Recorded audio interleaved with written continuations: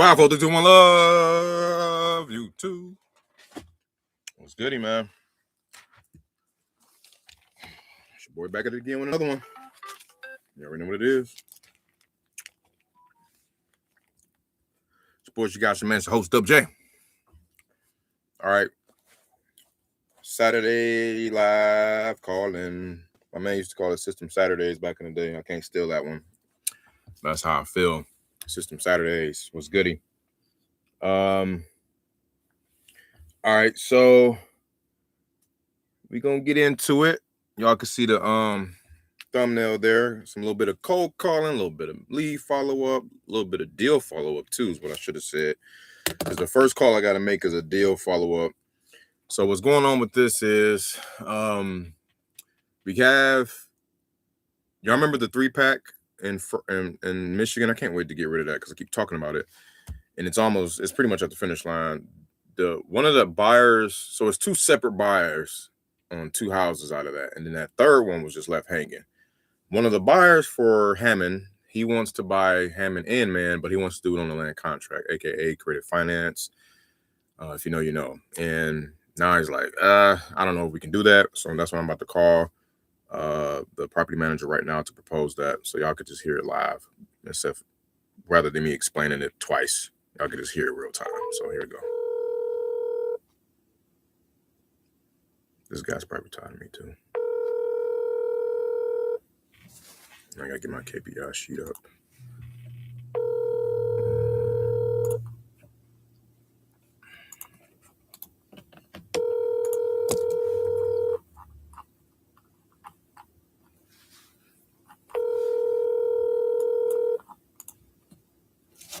Hello.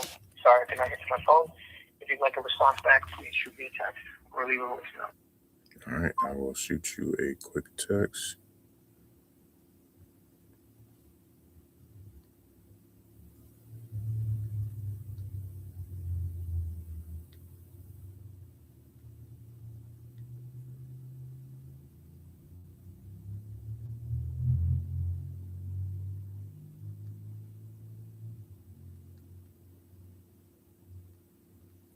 Got a quick question? Give me a shout back when you can.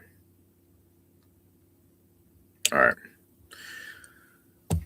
So today is the 7th. Now, we were lacking yesterday in the sales department or in the acquisition department. We literally put up a donut, guys. That is so not us. Let me go ahead and share my screen because I don't want y'all to just see my handsome face here.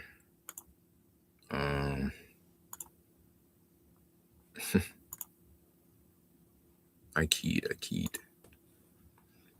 Oh, I gotta talk about this. Okay, they're not gonna show it, of course. How about this? Can they show that? Y'all blacking my screen again. This is public data. This is satellite stuff. No, I can't do that again. Okay, how about this? Can y'all see that? Maybe y'all can see that. No, still can't see. It's just zoning information about Burlingame, California. No, we can't show public Google search information, dog. Like, damn. Okay, that's what we're doing.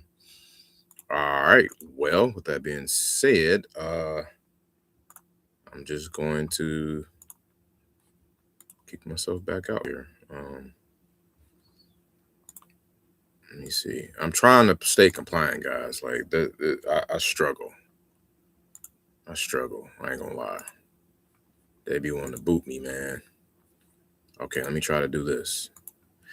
So I was doing some extreme research, man. I'm gonna be a builder at heart, bro. And I feel like I could be a builder in any state, the way, especially with AI here now. Oh my God. Come on, man. Why is my screen going black, yo? Like, this is public information. Like, this is a map. This is a map I'm showing, guys. I kid you not. My screen is black, and I'm showing a map. All right. I want to play that game. Hold on, guys. Let me just... I can't share anything, man. I don't know. Here's a listing. Can I share a listing? No? Wow. That's crazy.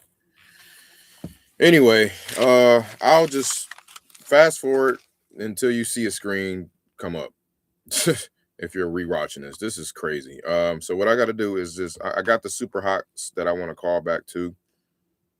Let me see. So I got Jeff. I want to call back Jeff. Come on, bruh. Like, damn, this is so irritating. Like, I'm not exposing anything personal. I promise you. I promise you. This is all public data or my information. Here's my website I'm doing now. So I can't get the website going. Wow. Come on, YouTube. I know better. Like, y'all can't trust me now, but not like, what's up? That's crazy, bro. Can y'all see me? Okay, here we go. We in there now. Where y'all from? Drop where y'all from. And whoever's in here, I appreciate y'all tapping in. So, like I said, you see on the screen, there's some cold calling, there's some lead following up, there's some buyer deal follow-ups and all that stuff. I just called you could say seller in Michigan. We're going to keep tabs of our KPIs for the day per usual. So we got one contact, or one call in Michigan. All right, moving on. Called Chris and sent text, no answer. So the cold call, the reason why I had cold calls up, guys, is because I just partnered with one of my millionaire mentors, like multi-millionaire mentors, I should say, that's killing it in the building game and the new construction game. He's a builder and he's a GC as well by trade and general contractor. And basically, he's looking for properties that are in some kind of less desirable neighborhoods in Austin or anywhere between Waco to San Marcos, kind of up down the 35 corridor, Central Texas. And basically, we're looking for a specific buy box, 2 bedrooms and up, hopefully 2 bathrooms and up. And we want a garage, a 2-car garage, right? And we have a strategy as we're trying to develop sober living, right? We're trying to increase there's a huge demand in some markets, guys, that you might not know. There's a huge demand. Like if you call like different sober clinics, right? This is some gems, right? Let's check me out. If you call some sober clinics around town, like kind of like in most metropolitan areas, you will find more than likely that there's a waiting list of some sort, or there's a waiting list, or there's just not enough amount of beds, no room in these different facilities. They can't house everybody, right? It's almost like it's just saturated full of folks that are trying to get right. And what does that tell you, right? That's an opportunity when like night and day, supply and demand, right? 101. So it's like, okay, why don't we not only try to develop, there's an affordable housing crisis, and then there's the sober home, residential assisted living, or that type of crisis as well. That's very much so needed in a lot of different markets. So that's what we're doing. We're teaming up to go after these less than desirable neighborhoods. 78758, 78744, 78721 in particular. Those are Austin zip codes. 78753, excuse me, that too. And we want to look for something under 300K, under 290, really. Anything. And it'd be great if it's vacant. It'd be great if it's near a public transportation. Doesn't have to be, but I think it'd really boost up the value and the operation efficiency and requirements. And like I said, 2 beds and up, 2 car garage for sure. If it's one bath, I think it's cool. We could still install another bathroom, and then hopefully the lot size can allow for an additional unit to be dropped in the back to add more square footage, aka add more beds. So that's the game. So we're looking for that. Calling all wholesalers, calling our realtors, brokers, agents alike, property managers. If any of you guys watching this right now have any of that in Austin, primarily, and if then not Austin, then we're looking in all the way up to Waco, down. Now in Waco, obviously the prices drop. Right, we need something below 100K in Waco, like seriously, or 125K max. And again, those same specs on a house. But I'm cold calling my list. I had an old list in my Mojo file, so I'm going to be calling that. And then I'm also I was going to cold call for big sis. Shout out to you, AB. Y'all go check out Alika Briarty in outside of LA, Woodland Hills, West Valley, I believe, California. She's going to be your favorite realtor. And she's about to crush the game, bro. I'm so excited for her.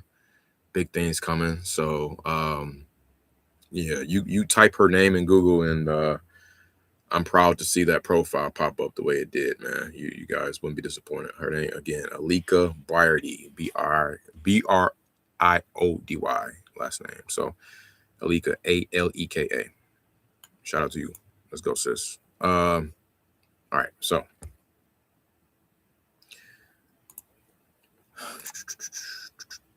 where we at? So I'm on my website right now. This is what you see. If anybody come on here and pop in the information, we'll get it, and we'll be able to hit them up. You can hit the chat widget up to see if you want to talk to them live here on the chat, and you get an AI powered guy. My lead manager will come in and ask you some of the training questions that we have for them. So they ask you the 4-pillar type questions. You come in here and say, hey, I like to sell my home here in Waco. I don't know, whatever, right? Great. I'd love to help you with selling your property. Besides us reaching out today, what's got you consider selling this one? So that one is obviously, gotta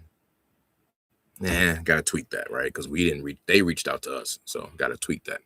But he's asking what's got you considering selling, right? And then they say, tired of being a landlord, just want to be done with it, right?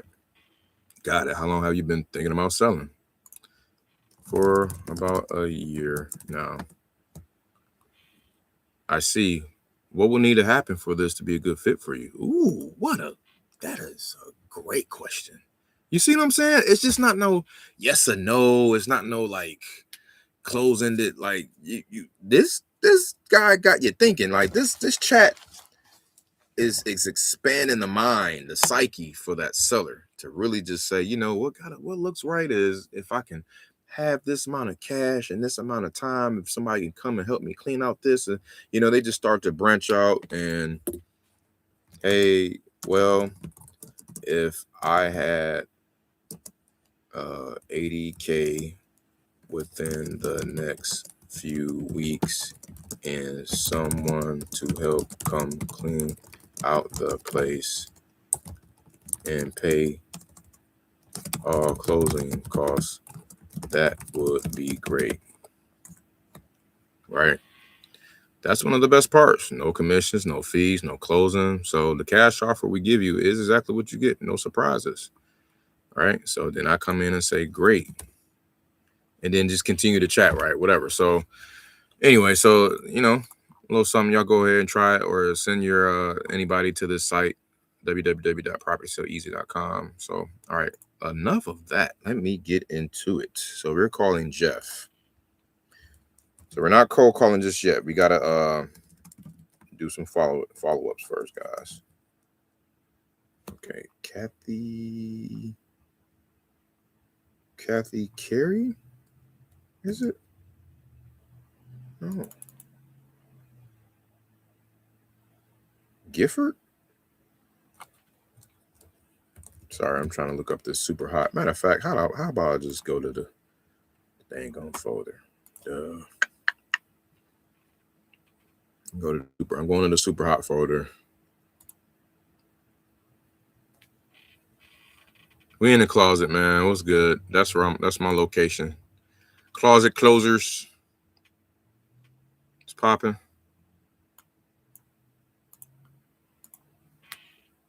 Tag. I just got back from a 2-year-old birthday party. Another one. Shout out to baby Casey. All right. Ingrid, we called you. Leo, I think we were supposed to call you on Friday, and I might have missed you. I sure did. Yep, yesterday. Shame on me. So let me call him real quick. He's in South Texas, the Valley. 1 second.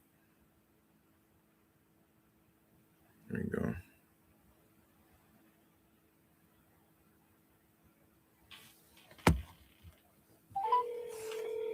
He gonna pick up the phone and just start talking. If he picks up. Does it every time. I have to call you back in about a half hour or so. Oh yeah? Okay.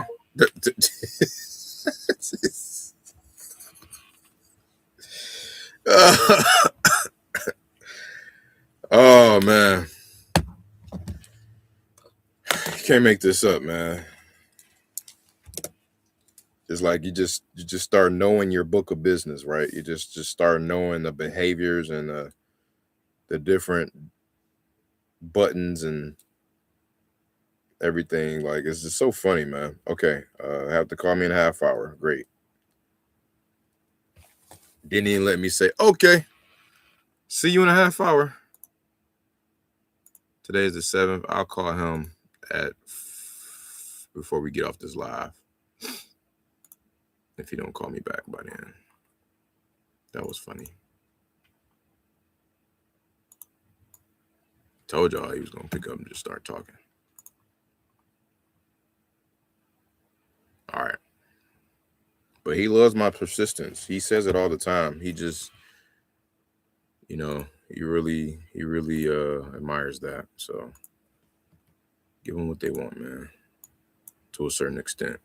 All right, Gary, Elisa. So this one was under contract, man, but it was a hairy title situation going on. So I didn't get clarity on if she wanted us to move forward or not.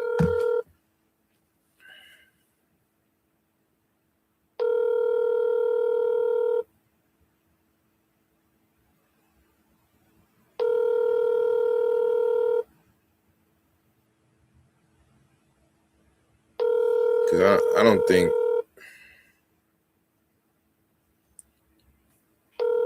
we can. Your call has been forwarded to voicemail. The person you're trying to reach is not available. At the tone, please record your message. When you have finished recording, you may hang up. Hey, what's going on, Elisa?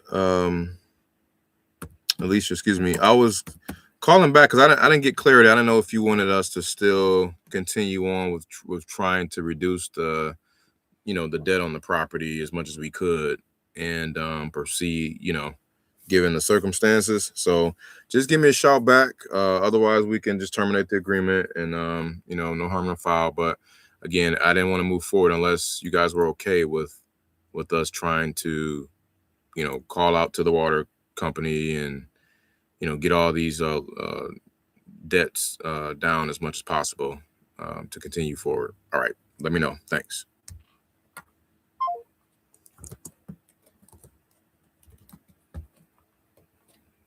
Left voicemail. That was Michigan. All right, that's 2. Follow up with her on Monday. Actually, she was due February 9th. I called her too soon. Cool. Ola. I remember Ola. Duh. See? Her son, Greg. That's what I'm saying. That's why we do this, y'all. Like, this is why I get on this live in front of y'all and call these folks, because if I don't, sometimes it just doesn't happen. Just being honest. I can have somebody else call them, but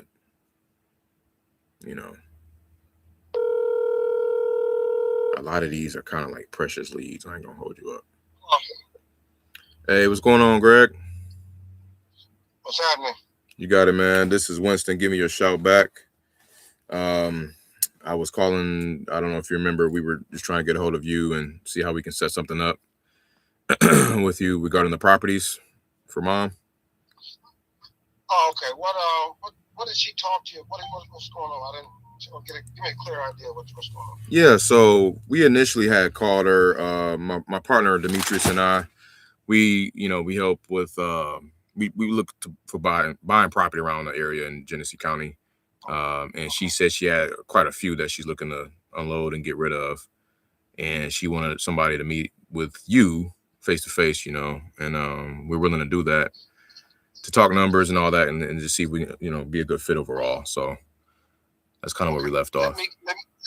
Let me get a list from her. Okay. Find out what, I know she's under contract with this one guy, and see how long he's gonna hold us up.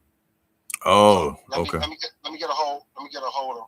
Let me get with her and go over a list of what she's got. Or did she give you an idea of what? What did she tell you? She just said, I know all the ones in Flint she got.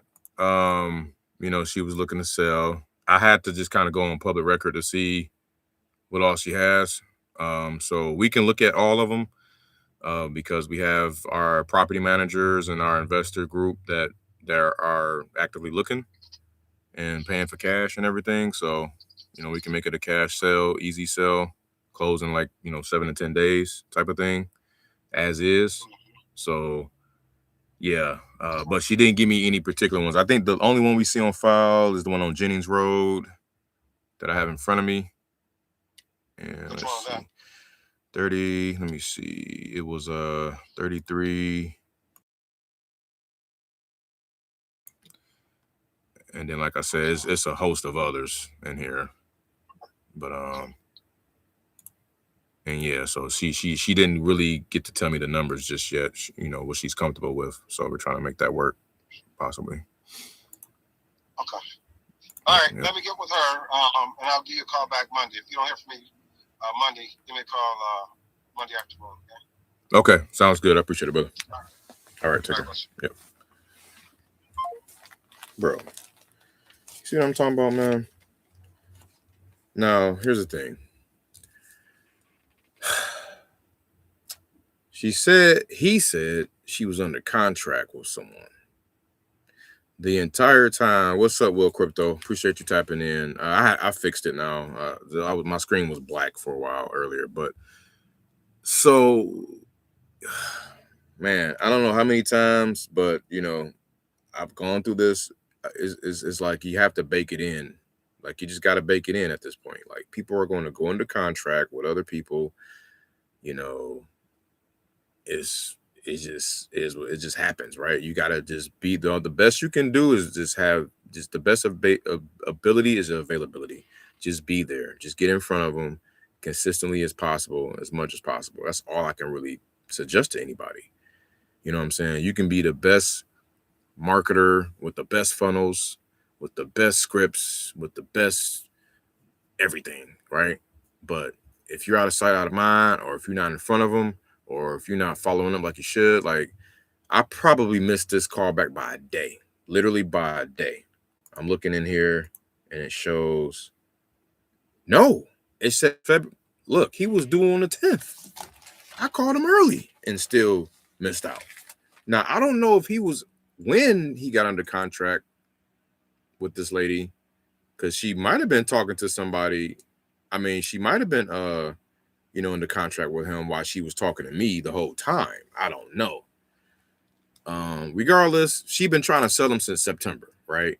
Once I got word of that in September, I should have been on her like white on rice the whole time. However, she did mention, and I didn't mention just now, she wanted like $49,000 for each property, which is like, no, sir. Okay. No, sir. That's not happening. Right. So I kind of dismissed that, and I was telling her, like, you know, at that time, like, more than likely that's pretty much pushing past retail, but I don't want to completely blow it all off because certain pockets in that area may be different than others. So, sorry, I'm not supposed to be eating chips, but I'm gonna shoot for Monday. Monday is what, the 9th? He's gonna be the first one I call. 9 o'clock Central.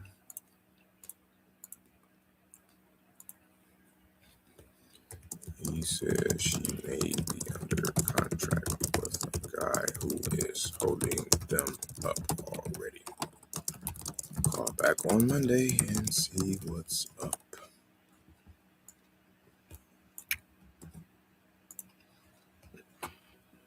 And you know what? I'm gonna call her, man, because she told me to call her after I speak to him.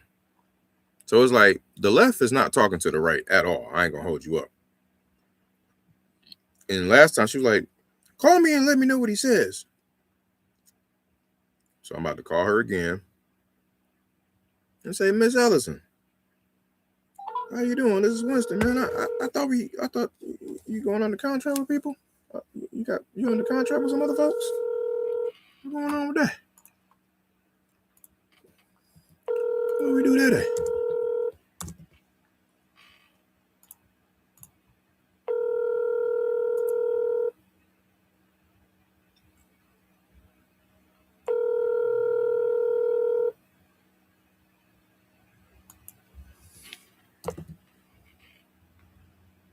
Please leave your message.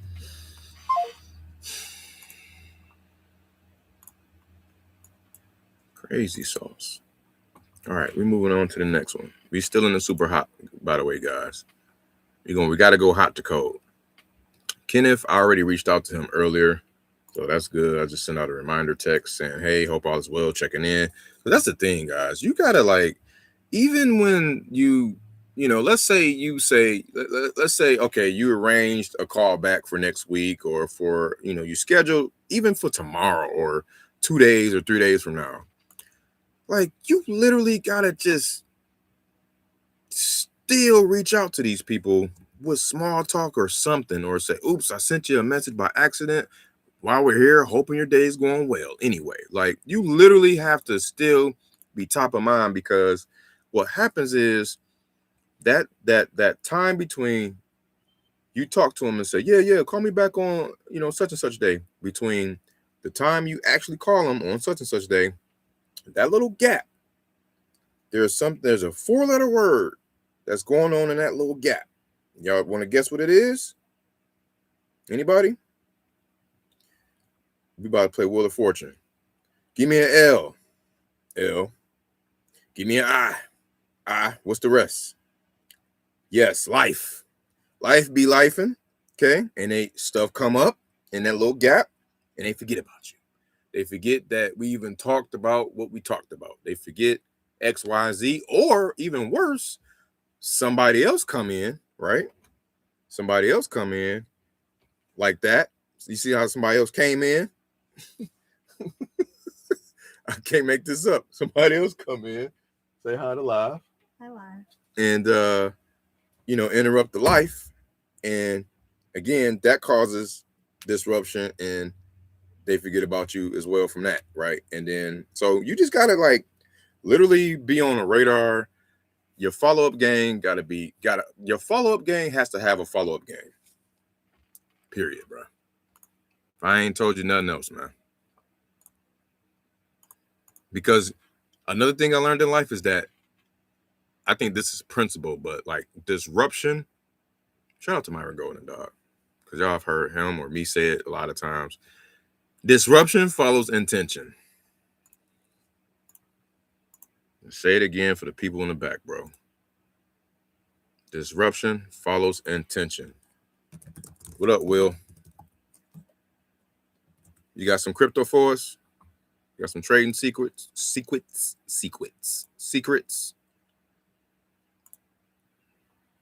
All right, so we called Kenneth already. I'm gonna put in the notes here. Sent text checking in.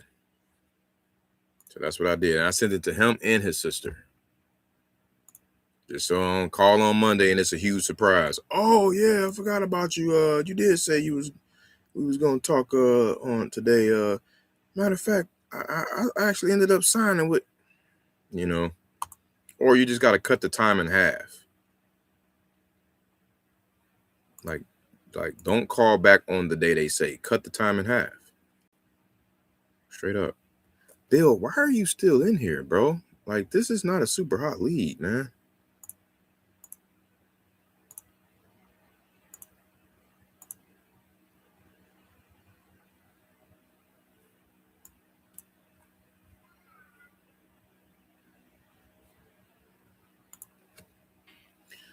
Moving on to the next. Here we are. Kathy, Jeff. I might call this guy from another phone number, man, because he been ducking. You gonna get a lot of duckers. There you go. His number saved in my phone and everything, man. You old ducker.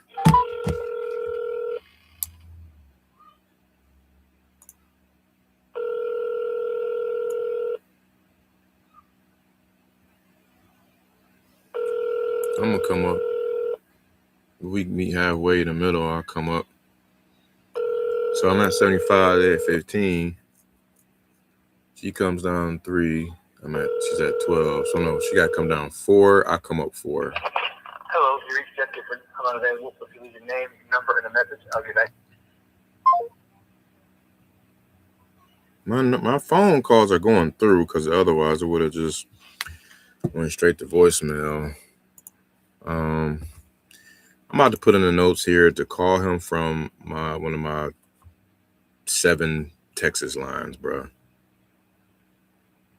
I'm not about to be playing with these folks. I did not come in here to play around with y'all. What's that one dude, man? Hey, man, I forgot how that. I always forget, man, that when he was in court, man, he got sentenced to something crazy. I did not come in here. What he said. I always be thinking about that, but that's how I feel right now. God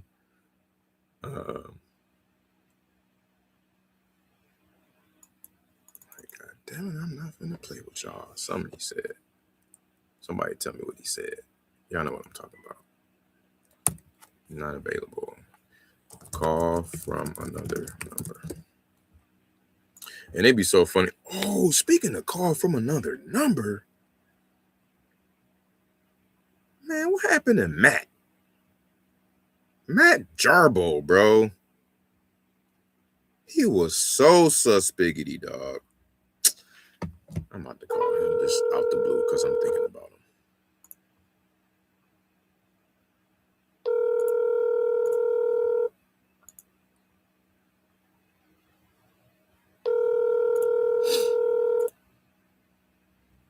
I'll tell you all about him in a second.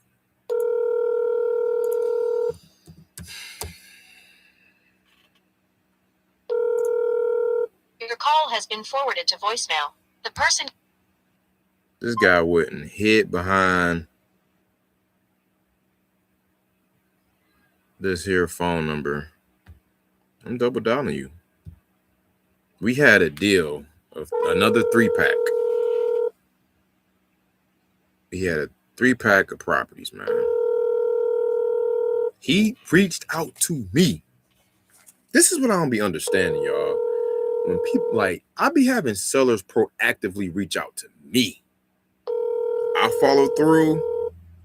We have stuff lined up. We give both each other commitments, agreements. Your call has been forwarded to voicemail. The person you're trying... And still, the ball gets dropped somehow. Either, they sign one page, not the other 2. Or they signed it and didn't date it all the way. Or how about this one? They signed it removed their signature and said that I forged their signature for them. How about that one? I mean, I've heard it all, bro. Like, it was a season last, like Q4, man. It was like 3-4 flaky sellers, man, in a row, and I was pulling my hair out, bro. It was so devastating. I couldn't believe it. It was like, what is going on? Am I supposed to really, like, is this not for me? Should I really just tap out? For real, for real? Like, this just can't be. And all of those together, that was probably like, that was 12. And then that was 10, 20, 22. And then that was a quick 5, 27. It was like a 27 to 32K disappearing act. I kid you not, bro. Like, imagine like having to go to your boss, like you put in Salesforce, like if you had a job, right? And you put like, you got a certain amount of committed opportunities in your pipeline. And then they got to report to their people. And then they people got to report to their people. And then them people report to the stakeholders, like the investors and all of that stuff. They all trickling up, riding on your number. This for to go poof, and it never happens. Well, yeah, that's what happened. Only I was the top of the top of the top of the chain. Like, I ain't have to go to no, you know what I'm saying? Fortunately, I didn't have to lie about a number to a boss that will fire me. I kind of wanted to fire myself, though. I ain't gonna hold you. Like, that was really bad. But I digress. Y'all see, I'm getting all passionate and getting back furious. Let me chill. Where y'all from? What up, though? How can I help? What's good? What do you have? What do you need? What do you need? What do you have? What gems do you have for us? How could we serve you best in your business? I've called all of the super hots for today. I forgot it's 5:30 on a Saturday up there. Oops. So that might not. In Michigan. Oh, I didn't call this last super hot in Waco. Let me call him real quick. Waco, Texas. I might need to call him from another number too. They keep going straight to voicemail.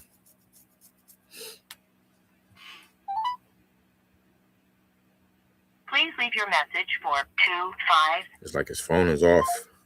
And I actually called from my other number and yes, ma'am. Yes.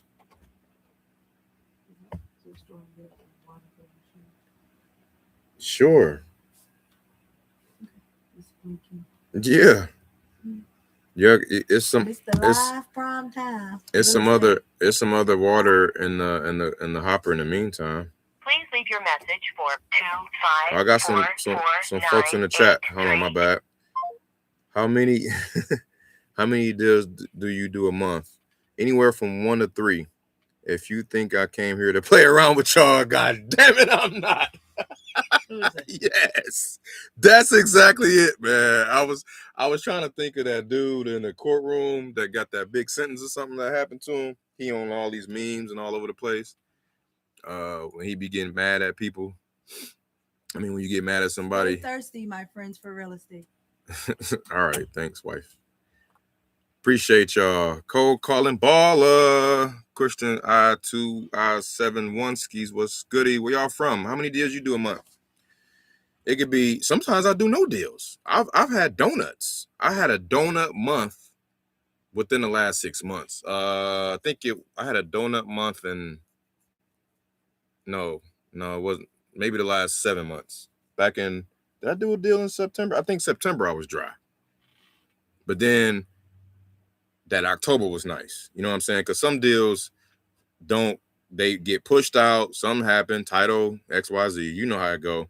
And then your month be looking real suspect. So I like to like look at my quarterly numbers because sometimes the months be either sandbagged or be on like some drought-ish. So 1 to 4, I'll say one to 3 or 4 deals, give or take, is what we're looking at. That shit's funny as hell. All right, man. So getting back to so that was Texas. All right, here's our leaderboard. Florida 0, Cali 0, Texas 2, Arkansas 1, Michigan 6, Ohio 0. Contacts. I feel like we talked to more than one contact. Maybe not. This is one contact. No offers, no contracts, no buyers. All right. Moving on. I'm about to copy and paste that, man, so I don't forget it next time. If you think I came here to play around with y'all, God damn it, I'm not. Oh, man, that is so funny. All right. So, yeah, y'all see in the background my website. I just didn't want y'all to just be looking at me. I can't put it on anything else. PropertySellEasy.com, man. Send y'all people there or whoever y'all know that's looking to sell a property. And then we'll throw you a referral fee. We close on it. Or just lock them up yourself, and then you ask me to dispo them, and then we can do that too. Or, we could partner however you want to partner in most cases. On some JV-ish. All right, who we got next, man?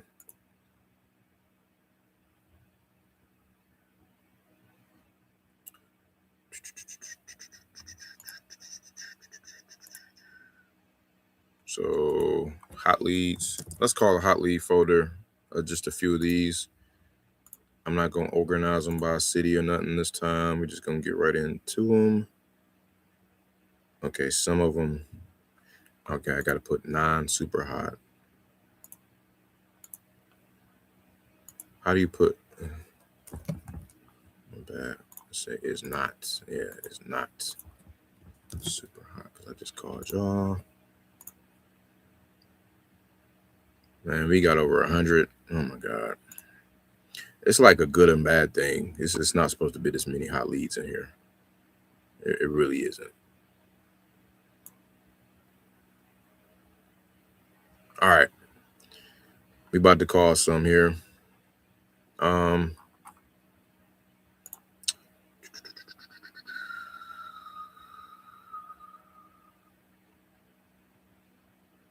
Kimberly, you're up. Woodland Hills, California. Your house is still for rent. It's been for rent for quite a while. And you charging $4,500 a month. And no one's biting. House is sitting vacant. Paying multiple mortgages. More than likely.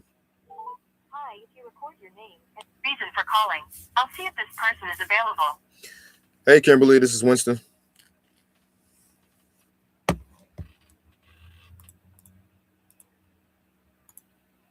Thanks, Kimberly. Please stay on the line. I knew I was going to do that.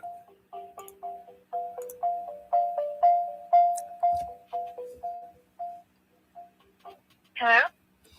Hi, Kimberly. How you doing? Good. Good. This is Winston calling back. You may have heard from myself and Alika as well. We both been trying to get a hold of you regarding the property on McFarlane. Just Okay. did I catch you at a bad time? I was asleep. Oh no. It's okay. That's all right. We have it rented, thank you. Oh, so it's rented out now? Gotcha. Okay. Congrats on that. Okay. Did you guys still possibly want to look to sell even with tenants in place? No, thank you. Okay. Sounds good. Thank you. Let us know if anything changes. All right. Let me tell Lika that bad boy rented out now. She should have just pulled up on her, man, and left some notes. So here's the thing: to play with why I'm way out there, right, in Woodland Hills, California. Well, my sister's in Woodland Hills, right, and she just got her license. Shout out to her once again. I brought her up earlier, and I'm trying to play chess, play real estate chess. You know what I'm saying? Like I had this list already in the hopper before she even got her license. So, everybody under the sun, or mostly everybody, want everything under the sun for their house, right? So why not pivot for these folks if they want a certain price. I'm like, well, I can't get you that, but I know somebody who probably can. Boom. You know what I'm saying? I send them over to her. Kimberly Rhodes house has been rented. Womp. Womp. She doesn't want to sell. But we was in front of her. I mean, we controlled the input and owned the output all day. That's what I preach too. Like you can't like really beat yourself up. If you done the things, if you took all the right steps and did your job, then what can we really do, right? I can see if we was just sitting on our hands and just didn't reach out at all, but we was like all over those. Cause she's like a jog away from that house. You can jog there in like 8 minutes or something crazy.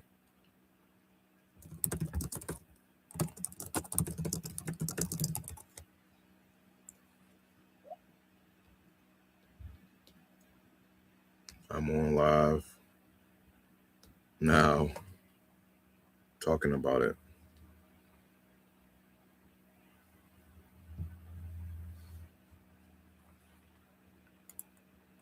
Anyway, next. SW, next. I know it, how it go. Some will, some won't. Someone's waiting. So what? Next. Walter in Killeen, Texas. Timeline, 60 days. Call him around February 20th. Okay, so we're too early. Oh, are we? Remember, I said cut the time in half, right?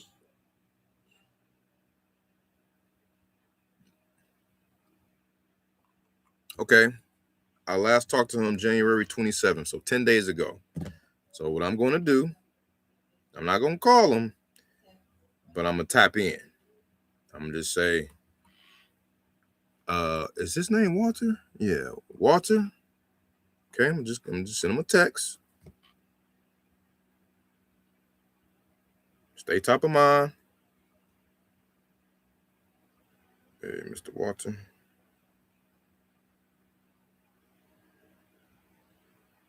Hope you having a great weekend.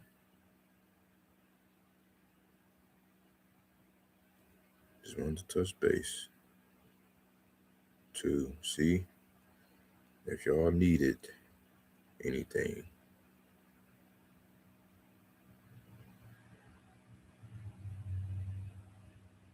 Once I already got my name.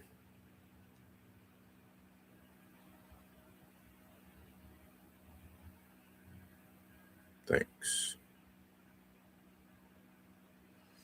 All right. So here you go. Send text. All right. Who's next?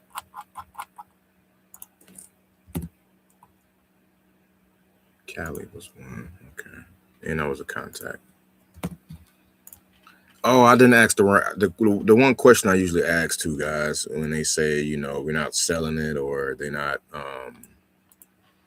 they pivoted, whatever, right?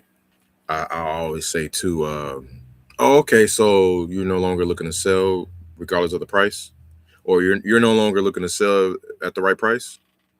You know, try to like spit their words back at them. They love to hear that. Well, for the right price, yeah. Well, if the price is right, they always say that, right? So just regurgitate it back to them. Just talk their language, and then if they say no, then it's like, all right, they really don't want to sell the shit. So just, you know, about face, exit stage left. He said, "Who was this?" Oh yeah. So what happened with this guy? So say he was gonna call me back. Okay, he been playing though. Let me see what this guy up to, man. Don't worry, guys. We about to get into this cold call in a minute, man. I know y'all probably waiting on that, and we gonna do that.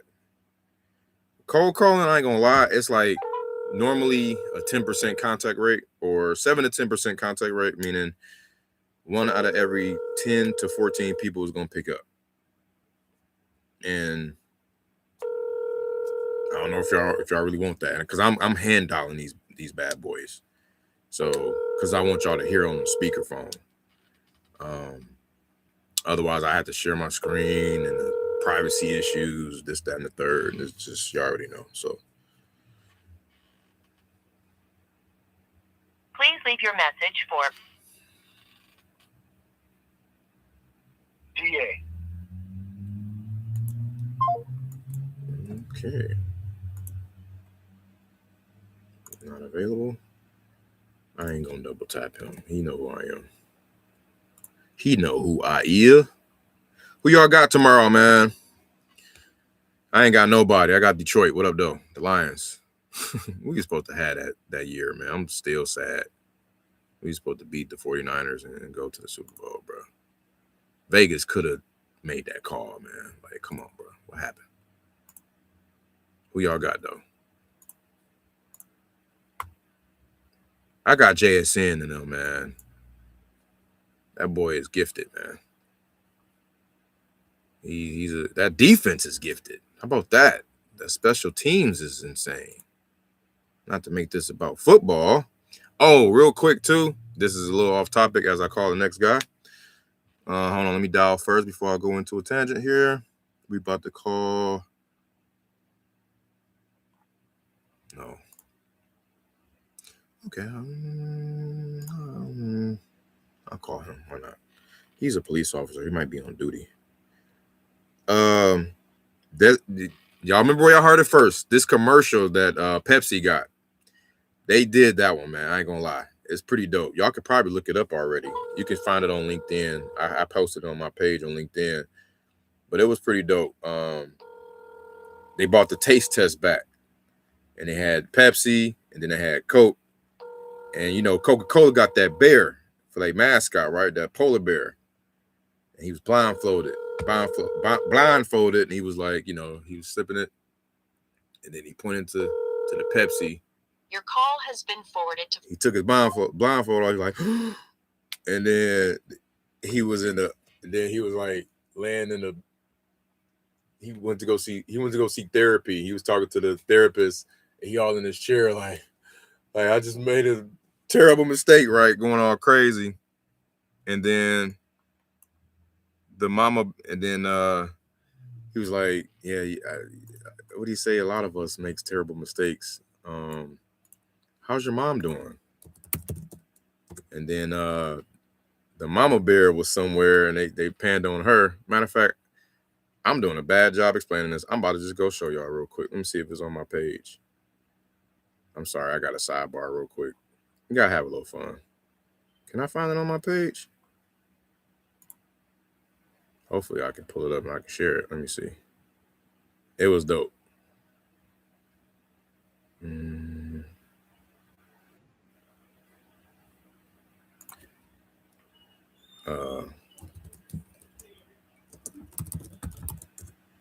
Yeah. So there you go.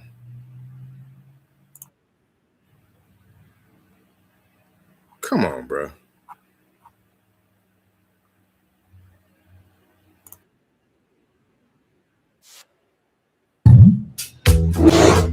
You're not the only one. This can be heavy.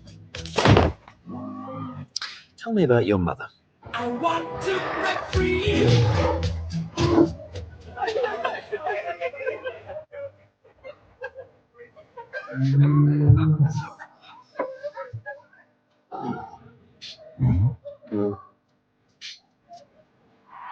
I don't know if that's the mother though. Watch this. Y'all remember that, right? That viral moment. I just got a kick out of that, man. I thought that was dope as hell. That's like some good marketing, like on some real big boy shit. They wasn't really dissing. They wasn't like dissing Coke like that. They was just trying to provide, like, they was trying to give us thoughts to just say, you know, some choices don't have to be by habit. You know what I'm saying? We can be experimental on different things. If I'm saying that right, I'm sorry. But anyway, I digress. We talking about wholesaling real estate. But that was a dope commercial. Y'all gonna see that tomorrow, I'm sure.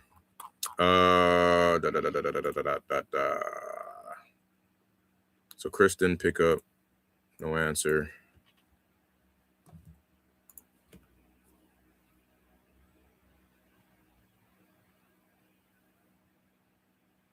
And then that that viral moment. That's just funny, man. I forgot about that. I bought some stock when that happened too. Well, what company was that? I forget already.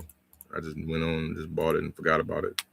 All right, what is that was Michigan. All right, next we got Chris in Michigan. He got 3 properties.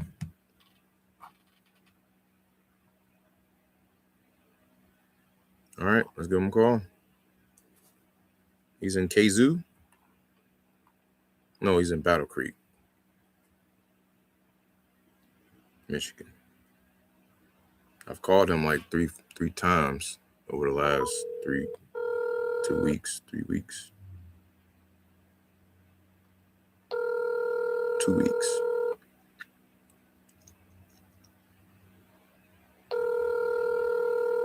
We might be way off on price, though. I don't think I should be calling him.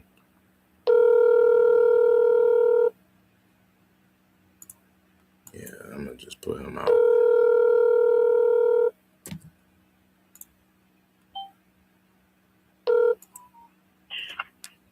Hello, this is Chris Ann with Havelock Property Development. Yeah, he had rejected my offer a while back. So I'm going to take him out. I don't know why he's in hot. I think that might have been a mistake. Because that's the thing. You don't want bad leads to hide good leads, too. I don't want to get in that, get caught up in that. She rejected my offer as well. Who is this? Samantha? Yeah. Nah. This don't need to be in here.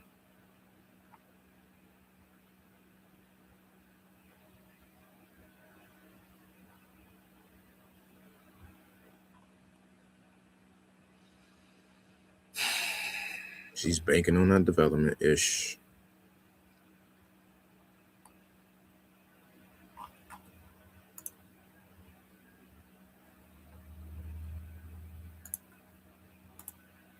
All right.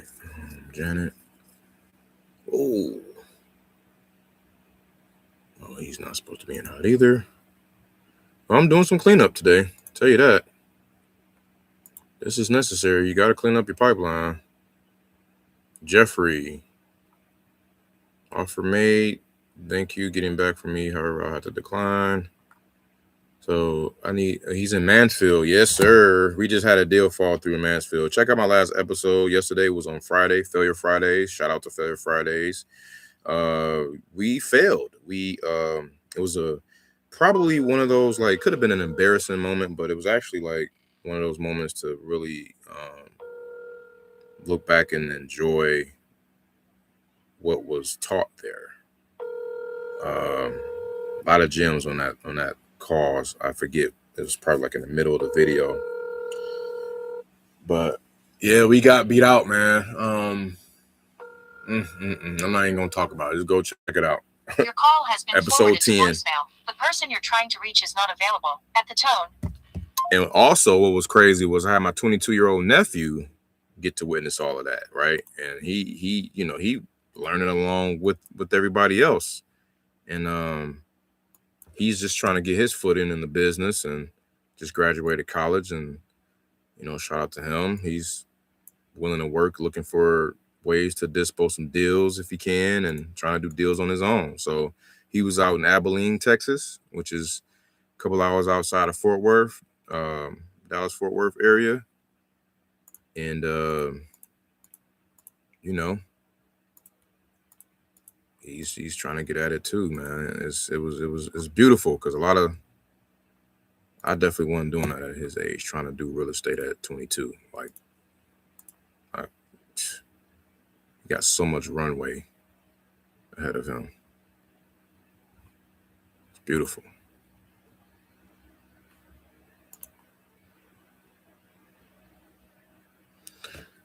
Okay, one more, and then I'm gonna cold call.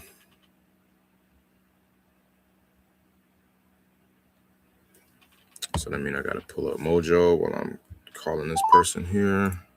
Get this list ready. Mojo dollar. The interface looks different now.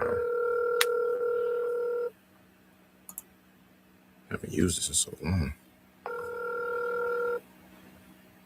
Your call has been forwarded to an automatic voice message system. Dava White Is not available. All right, Dava.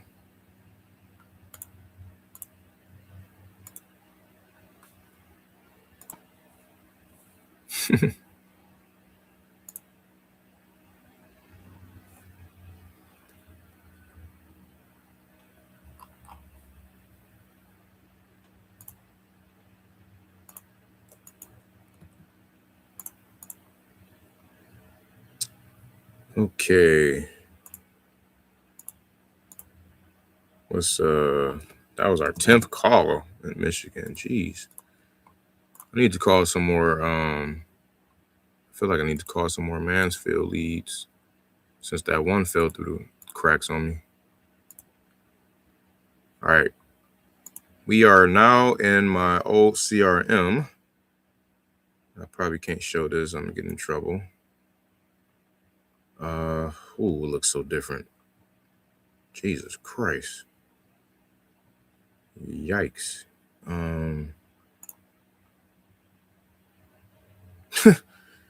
Okay, I'm just going to go to data and dollar. Damn.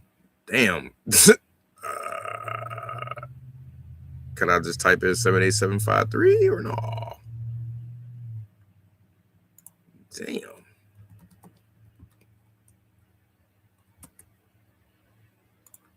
Like, this look crazy, bro. It looks so different. Okay. Anyway, maybe I might not. I might have to prepare this one for another day because I haven't been in this CRM in a long time. Plus, these records are probably pretty old, to be honest. So some stuff is going to be new and updated and not updated,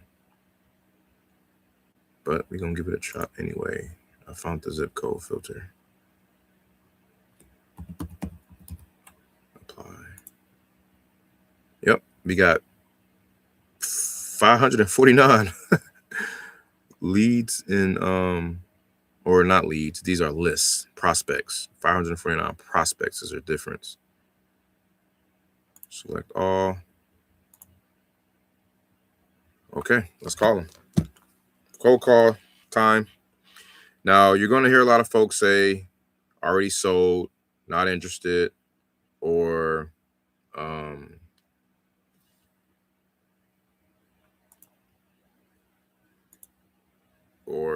those other 4 answers they can give you. Why can't I get in here and just call? Okay, here we go. Apartment 240. Oh, that's his mailing address. Okay, we're about to call. 512. Blah, blah, blah. Blah, blah, blah, blah.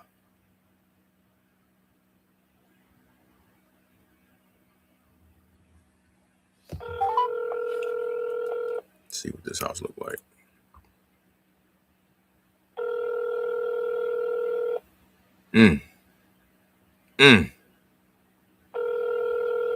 Perfect. Hello? Hey, Maddie, how you doing? I'm sorry, think you have the wrong number. Oh. There's nobody here by that name. Oh, I'm sorry. I was looking for the owner for the property on Potomac Path in Austin. Does that ring a bell? No. No, I'm sorry. Okay. Wrong number. Sorry about that. Thanks.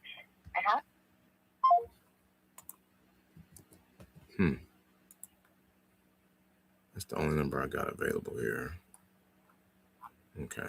I'm about to say, damn, we 1 for 1 already on the contacts. Let's go.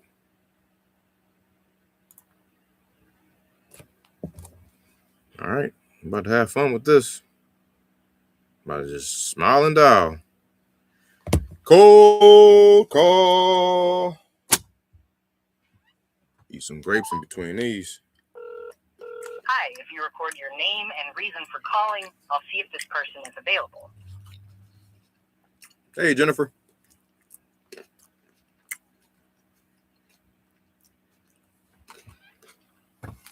Thanks. Please stay on the line. Hello?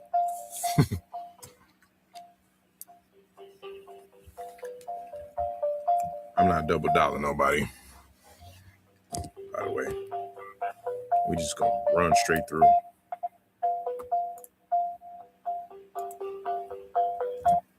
I'm sorry, this person is not available.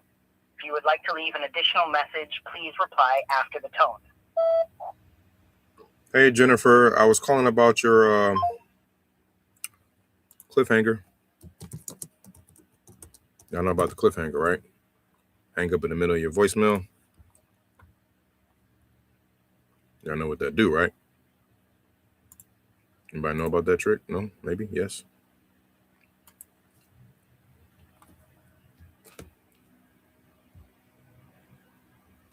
Starts with a C. Starts with a C. What that does. Curiosity. Curiosity.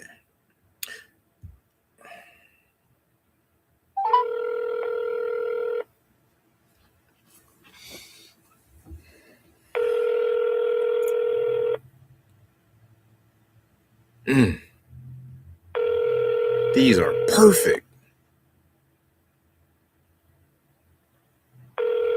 So that house is one car garage though, but we might still be able to do something with it.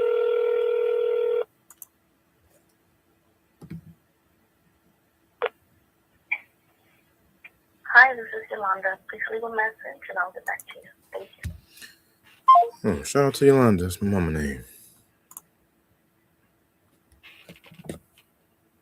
All right, next.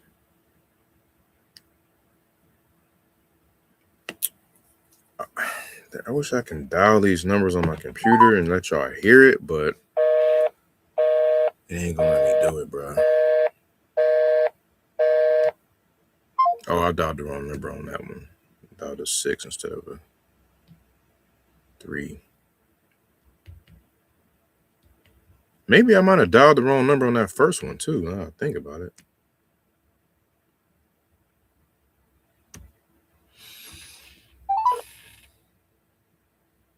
This is Robert Melendez. You reached my voicemail.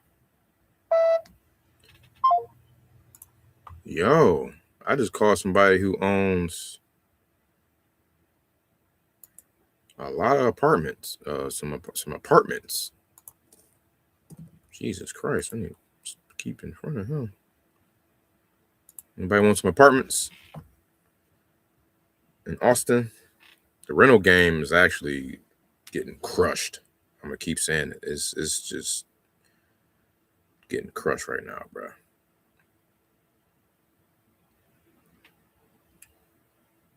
It's probably a slightly bad time to be a landlord in Austin, because you was already getting cooked on negative cash flow as it was. Now you getting cooked on not filling the joint or having to lower your rents even more, or having to pivot to a structure you might not be comfortable with or familiar with, aka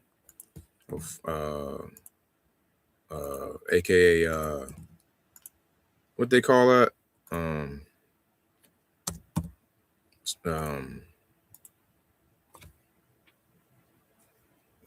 Co-living. Damn, couldn't get it. Co-living. You got co-living and stuff.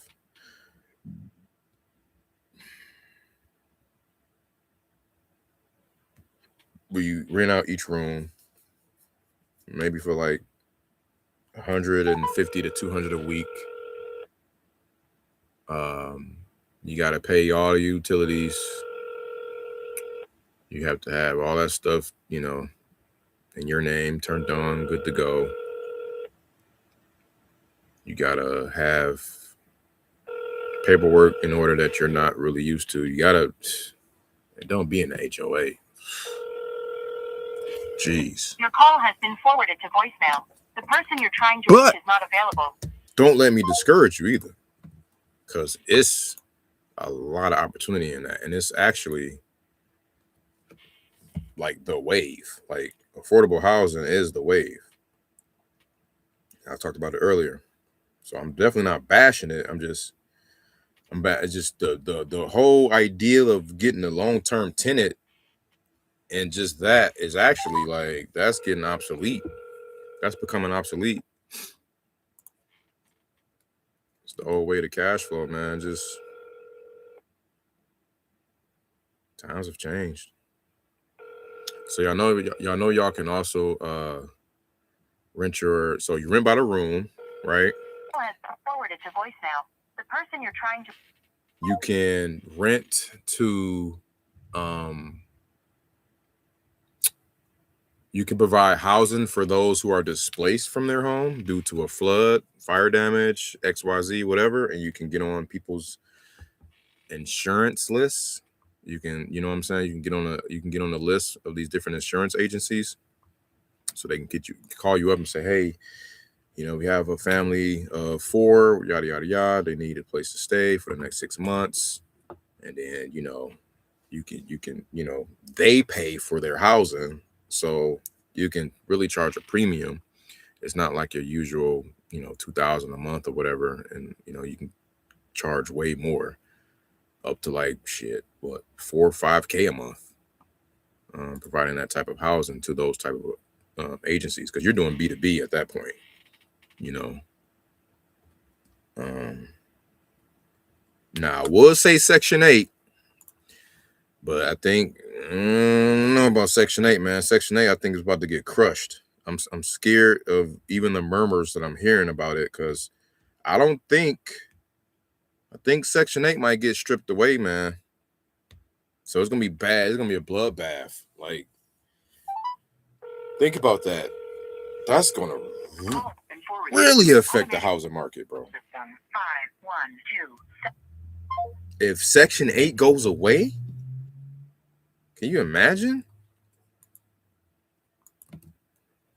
Like, all of the tenants who were dependent on it are going to get crushed, unfortunately.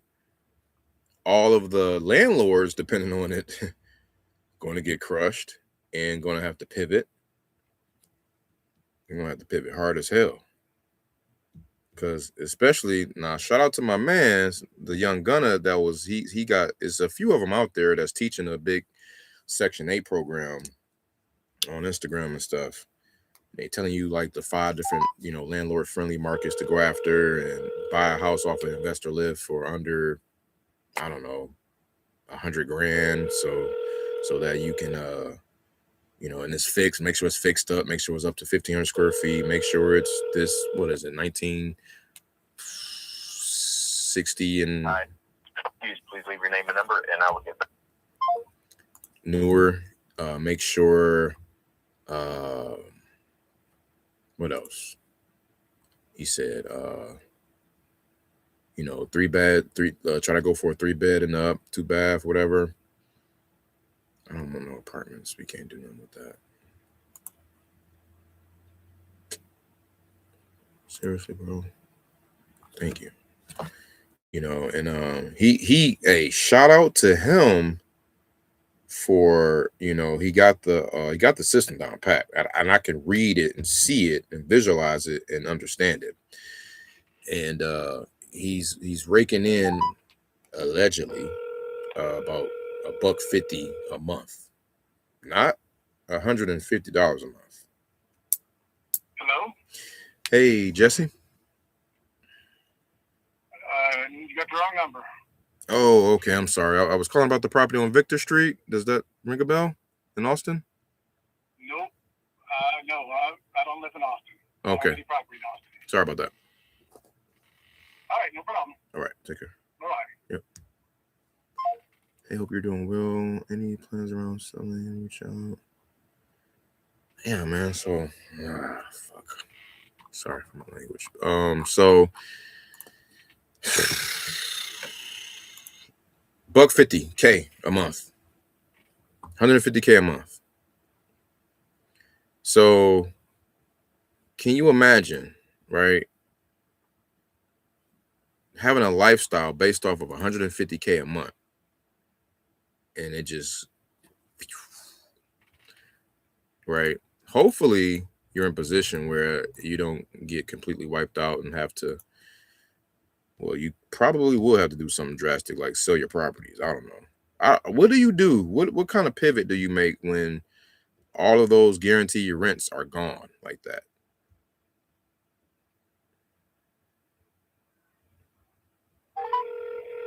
Do you try to throw somebody else in the house with them that can help them pay it? Do you know? You have reached mailbox number 512. I mean, I don't know, bro. That's tough. But I know I would be doing, like, trying to get ahead of it, like, because he got to be hearing about it. Like, oh, this is Chris from earlier. Property manager with the 3 properties. Hey, Chris, how's it going? Hey, man, how's it going? You got it. You got it. I'm sorry to hit you up here on a Saturday, man. Let me just no worries. Pull this up. So the property for man, the buyer rather for Hammond is wanting to also propose to buy man. Yeah. The only thing was they wanted to see about buying both of those together on a land contract. We're providing, you know, basically financing. It was like $2,500 down on both, and then financing the $30,000 for 60 months at 12% interest. Like the highest. Yeah, it was like the highest interest, but he's not going to go for that. No, I already have a buyer for him. Okay. Okay, I thought so. I just had to throw that out there to see what, you know, what his thoughts were. But does he still want Hammond though? Yeah, still wants Hammond. I Cash just have to cash deal on figure Hammond. out why it's not in our system. Worst case, I mean, we could have him sign a lease with us. It shouldn't be a big. Do they want a lease, or would they rather have it month to month? Because we typically keep it month to month with most of our tenants. It's just easier to evict if anything happens or anything like that. So. Right. Yeah. They just want to see it in place, or I guess see some type of proof that they're paying and all that good stuff. Where it was what it really comes down to. Okay. Yep. Let me check that out Monday. When I get back to the office, let me check with the office, make sure. Okay. I have to check with them why the lease is not in our system. Okay. See what's going on. Okay. If you want to let them know, I'm gonna check it out Monday. That's fine. When I get to the name, we'll figure it out. Okay. Yep, that's fine. Sounds good. All right, Chris. Cool, man. Thank you. All right, appreciate you, man. Take care. No problem. Later. All right, so we'll just do that. I kind of figured they weren't gonna go for that, but I mean, shit, they're offering 12% interest. But it's on a $30,000 number, so it's not like, you know. But still, yeah. So let me text my JV partner back and say it's a no-go.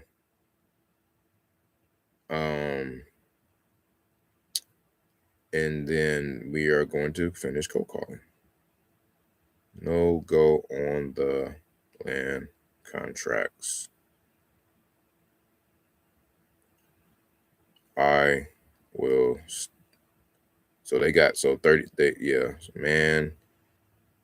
He has a cash buyer at 35K on Man Avenue.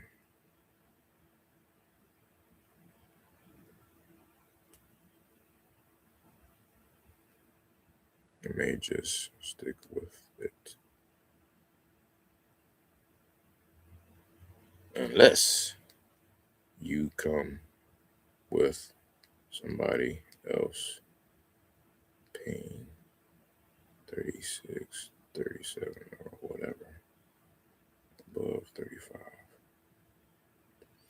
That'd be an extra credit property that we sell if we can get that one. So I'm not even banking on that. All right, next, what's our KPIs looking like? So Texas, I'll wait until I get through calling all of these Texas leads. Roger that.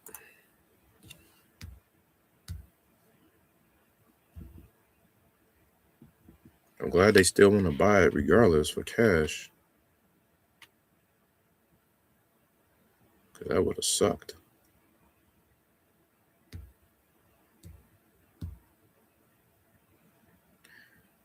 Out of town buyers, man. So I think the best type of buyers are usually out of town buyers, landlord buyers,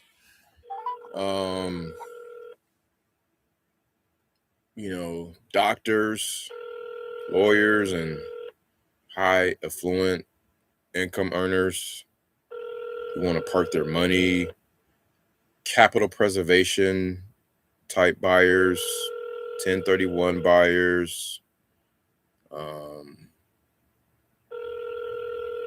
It's another one.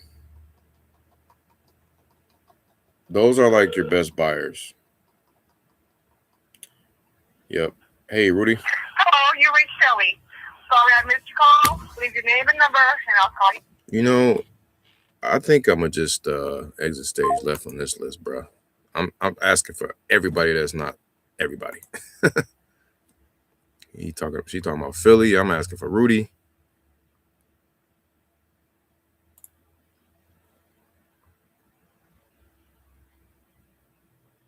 I just want to get one person to pick up. That's the right phone number.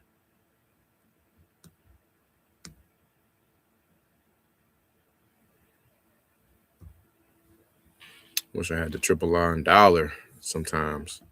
Sometimes, notice Your I call said has been sometimes. forwarded to voicemail. The person you're trying to reach is not available. At the tone, please record. At the tone. All right.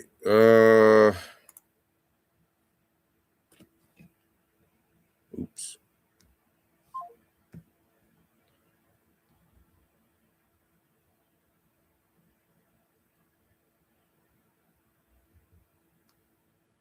Josephine. I remember this lady. We're sorry. You have reached a number that has been disconnected or is no longer in service. I don't remember her number being disconnected. Jesus. Disco.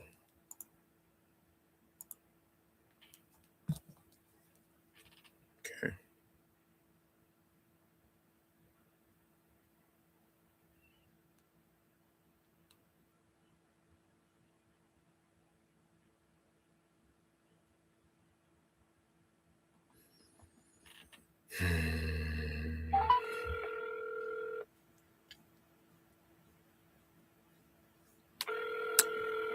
I gotta make $20 to talk to 2 people.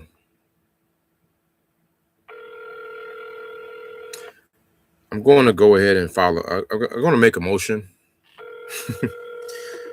I'm going to make a motion here on live for you guys. Put a motion on the floor that we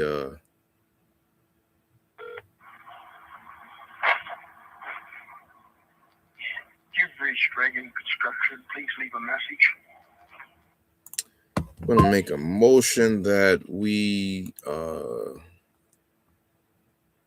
move agenda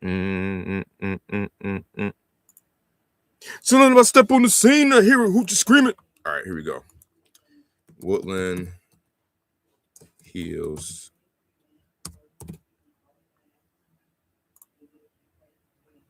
I got 100. I got 1,000. I got 1,400 contacts to call, man. Who want to help me call these people?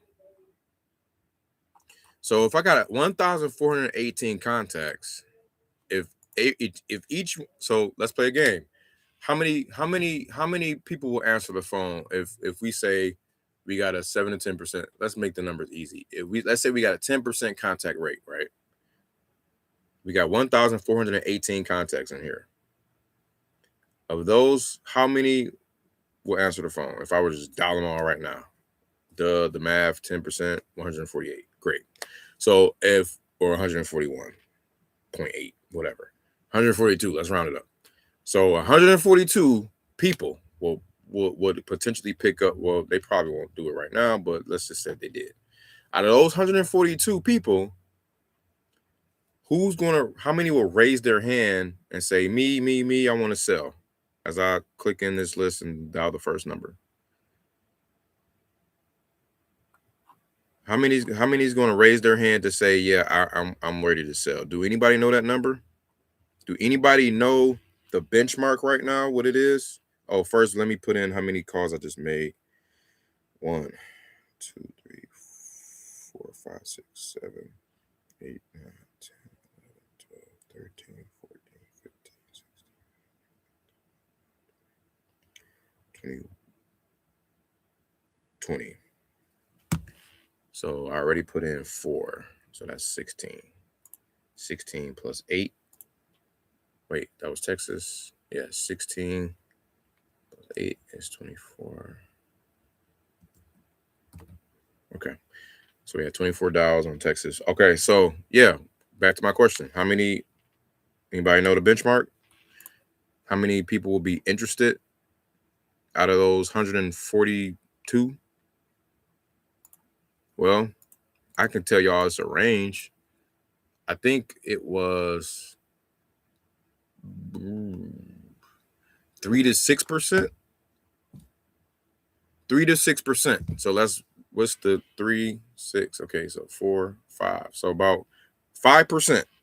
Let's call it 5% of that 142 will raise their hand and say, actually, we were thinking about selling, or yeah, what's your offer, or what are you going to offer me? Or they're going to say, are you a realtor? Or, they're going to respond favorably. So that's 7.1 people. That's 7 people out of those 142. They're going to respond favorably. Not saying that they're going to be ready to sign a contract today, right on the button. No, but throughout the course of today, through the next 30 to 45 to 90 to 6 months, right? 90 days, 6 months, between now and 6 months, all 7 of those people will maybe even 12 months, but all 7 of those people will start to get in some sort of position to sell their home. Those are the numbers. 7 people will become leads out of this 1,400 list here. And you got to nurture them. You got to stay in front of them, follow up, this, that, and the third. And the beautiful part is I get to say, hey, I understand you want 1.5 million for your home. I know my guys are paying about 1.1, 1.15 over here. You can get the cash and be gone without having to list it, do this and that, blah, blah, blah. Or if you got the bandwidth, if you cool with listening, if you cool with all of these tons of walkthroughs and maybe getting it made ready and doing this and that in a traditional style to list it, hey, we could do that too. Holla at my girl, aka my sis, and I boom, send her profile. I'll copy and paste her profile and send it to her and send it to that person, and we'll both have them in our ecosystem to nurture and follow up. You know what I'm saying? And you can do this with anybody. Like, you can team up with a realtor You can have a ride or die or become a realtor your damn self, right? You could be a realtor yourself or team up with a very trusted realtor because y'all can both feed each other. You can tell a bunch of realtors to say, you can say, hey man, this is our buy box. I got buyers looking for this. Let me know if you got something. And on the same token, if I find something in your area, you know, I'll be sure to refer you out. You know, you just throw me a bone, give me a kickback, because I got a little kickback. Like my not my sister, my cousin-in-law. Back when I referred her somebody from Detroit, he bought a crib from her, and I wasn't even thinking about it. Like I was asleep one day, woke up and just looked at my email, was like, yo, you know, what's your address? We're about to send you a $1,500 check. I was like, oh snap, okay. I forgot about that. I wasn't even expecting that. Like, you know, it was just a little $1,500, but that was cool. I could appreciate that. Because I didn't at that time, I didn't even know. So she's like, yeah, you get kickbacks for whoever you refer me to. And I was like, cool. And the house it didn't cost that much either. So that was a rather generous kickback. Now, we talking about kickbacks on multi-million-dollar homes. You do the math. So anyway, I digress. Let me get on ahead to the first dial. I'll be yapping. I'm sorry, man. Y'all gotta stop me, man. I must be stopped. So let's try to at least get one lead. That's the goal. Like to get 2 or 3 leads. 2 leads. 2 leads. Let's try to get 2 leads. I don't know why I'm getting busy phone numbers. Like this isn't 1987 dialing landlines. Like what's really going on, guys?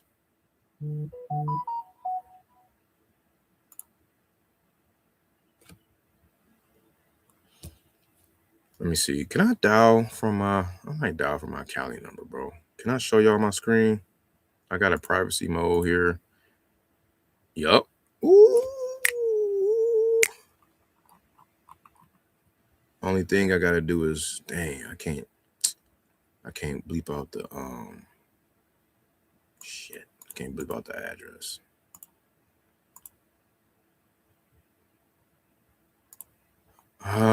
This would have been so much more efficient, man.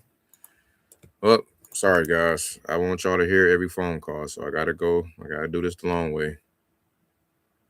It's all good though. How we doing on time? An hour and 36. That's insane. What's up, T? Record your name and reason for calling. I'll see if this person is available. 1 second. Hey Jericho, how's it going?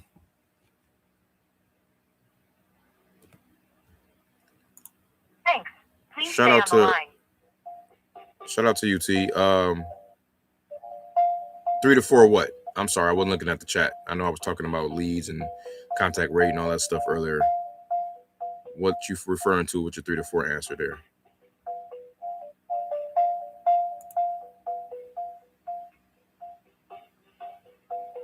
I'm sorry, this person is not available. If you would like to leave an additional message, please reply. Oh, the percentage of people who will be interested in selling or who's going to raise their hand. What up? Yeah, yep.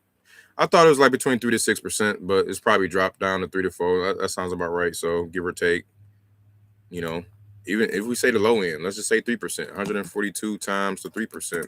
That's 4 leads. Yikes. 4.26 people who will be interested. And what you just gotta just straight nurture. But that's a small list. That's why you want to get a big list. I used to plug in like at least 5,000 prospects into Mojo Dollar or Batch Leads Dollar, whatever. I used to use Mojo, the triple line dollar, and I would just go ham and dial like, you know, like I said, about 2,000 records a day. Or I would dial a little bit less records, but because I would dial each phone number. You could dial each phone number on that record or just dial the main phone number on that record and try to blow through all of the lists to get to the main primary contact. It was so many different ways and styles to do it. But yeah, no, I hear that. So DFW, man, tap in real estate with T in the building. The last one was no bueno.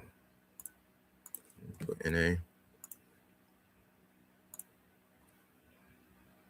All right, we calling oh, this is a D&D. Probably because it's a wrong number or a busy number or something like that. Somebody said never back in 2024. So I tell people to tell me, say never. I say reply never to end on my text messages. Can anybody tell me why I say that? For all my SMS marketers, why do you tell people, why don't you say stop or unsubscribe? I'll see if this person is available. Calling for John?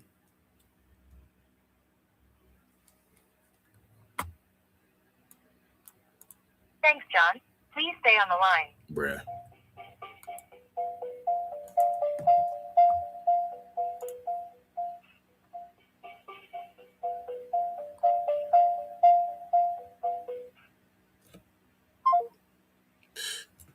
Okay. Well, going once, going twice. The reason why we say reply never to end instead of saying reply stop to end or reply quit or reply unsubscribe or reply all these other hurtful words that will trigger spam. Likely those words would if you get too many of them, your number becomes spam likely from carriers.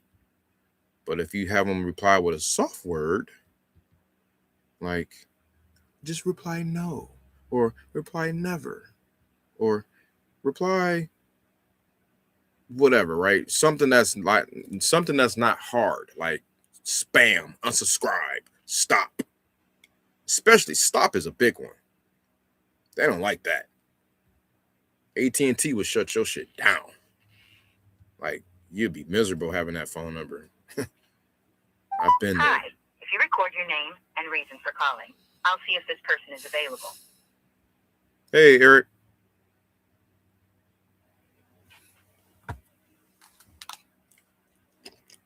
Thanks, Eric.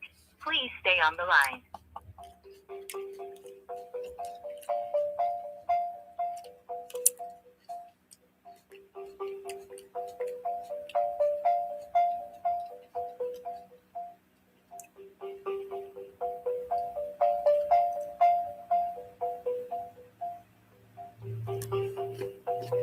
I'm sorry, this person is not available.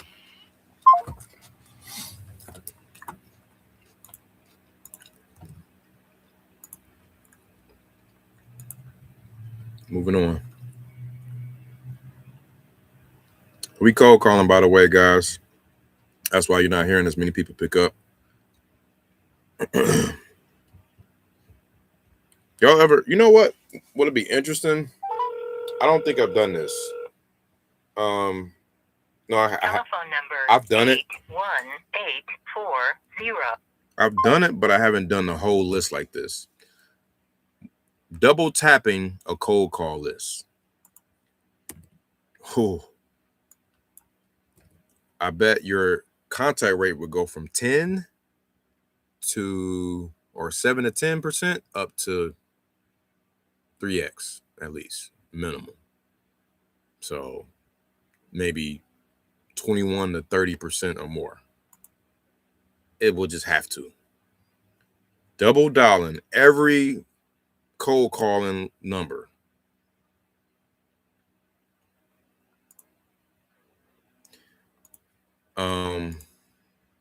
Look into that. Wait, what's going on? 8214. I'm gonna look into that.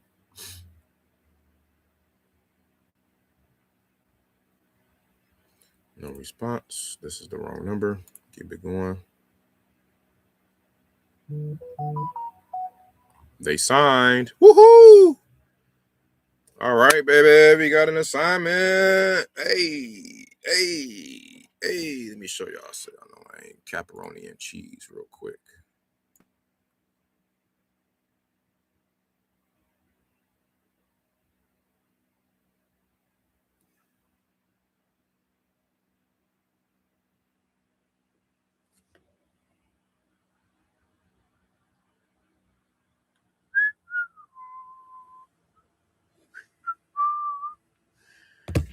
All right, so that's one. That's two deals actually.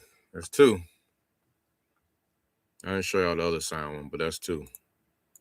We couldn't get the third one, unfortunately, because and the third one looked the best. That's I'm appalled. I'm shocked at that one. We didn't get a contract sign on that one. I think it was because it was kind of like too close to retail. I think somebody needed it for like Hi, you've reached Jim Hawley. 10K less. Just leave a name and a number, and I'll get back with you as soon as possible. Thanks again. Bye. Maybe I should double dial some of them. Because I got to get some context, goddammit. I don't like just not talking to nobody. I'll never duck the smoke.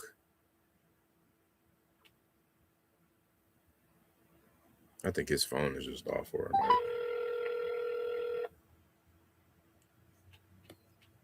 Oh, drop my phone.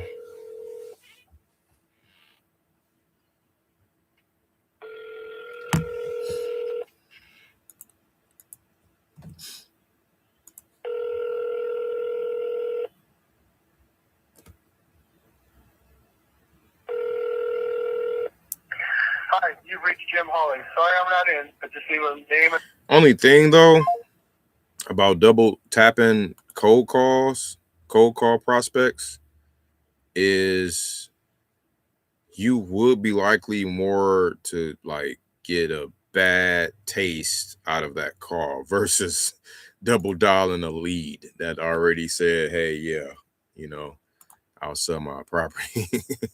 Because here's the thing, like if they already don't want to sell, right, and never said that they did or thought they were on a do not call list or something like that, then you double tap them, you're kind of cooked.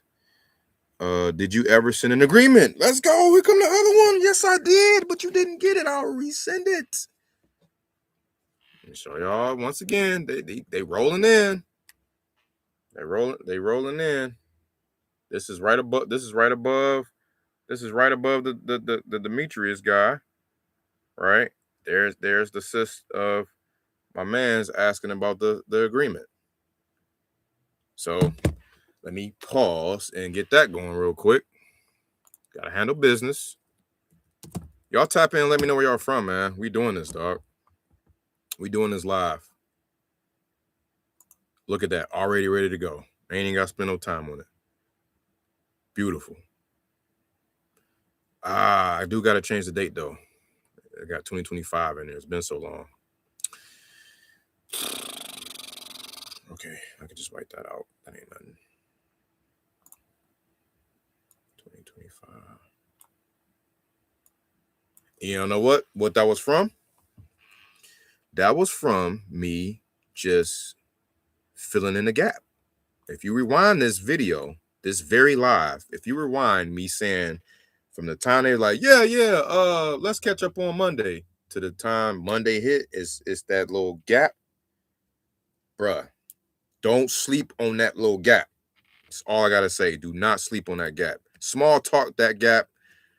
Do you need any help? That gap. Hey, I sent a message to you by accident. Sorry, but how are you anyway? That gap. Like, because that gap consists of a 4-letter word called LIFE. Okay. And they be forgetting that they talk to you about some stuff. You know what I'm saying? So you got to come in and fill in. And this was a fill-in day. I just text them. Hello, just wanted to make sure all is well. Have a good day and talk to you on Monday. Winston. I sent that right. Didn't I send that I thought I sent that during the live. I think I did. 309. What time is it? 5:45? damn near. All right. So, I'm okay. Did you ever send an agreement? Those are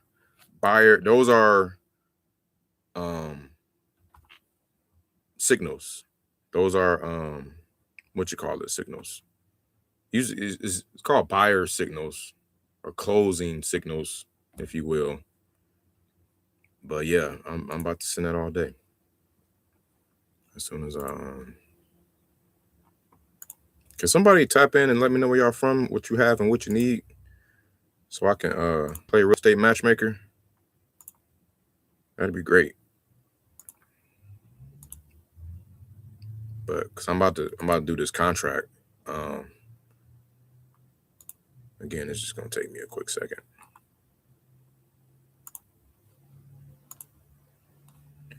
Today is the 7th. Okay, I can do the 7th, even though the day is gone and over with. Here's the thing. The contract isn't executed until the last party signs it.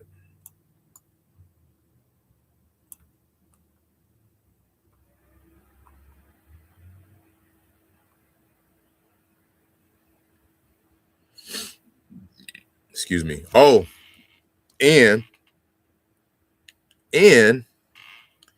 I'm about to apply what I learned yesterday. Well, what is that, you say? Well, I'm about to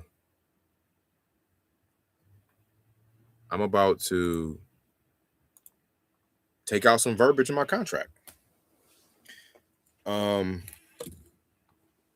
realized it was a point that is causing seller unreadiness. Okay, and this is, I think, the second time, if not the third. Well, it's kind of the third. The last person just signed it anyway, but this is a concern. It's part of that one-pager agreement that I've used on plenty of deals, but it says if the property is vacant and in need of repairs, buyers at their expense may make repairs and improvements, and any improvements made shall become the property of the seller should the buyer default.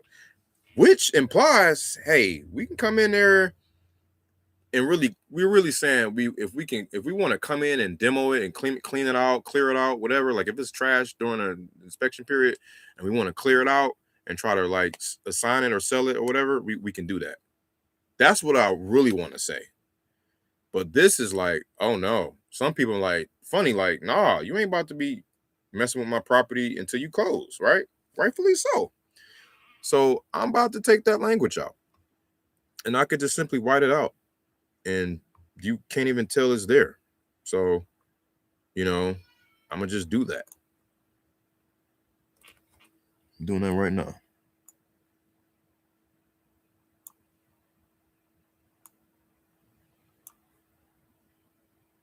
Okay.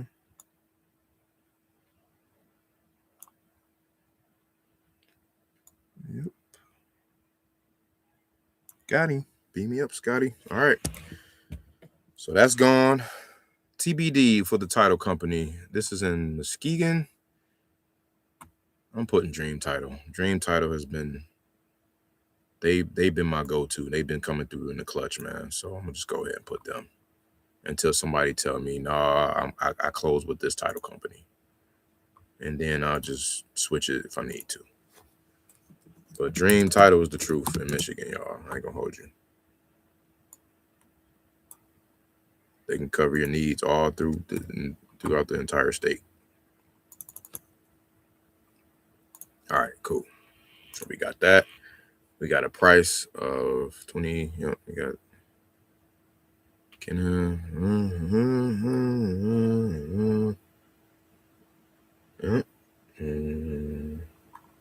All right, good to go. What's the email? Yep, got her. Carolyn. Gotcha. All right. Let me make sure I'm dotted I's and T's crossed one more time. There's only a one pager. Oh, I forgot. I need to send my other second pager about our buyer acknowledgement form, which number 9 addresses anyway, but I just like to reiterate it. Okay.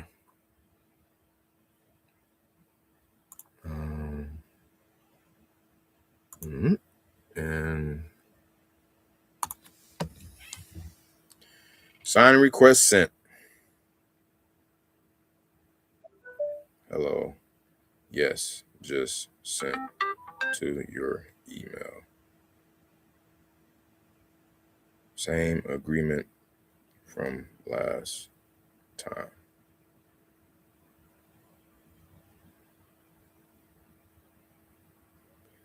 I have, let me make sure I got her email right. CAROLYN.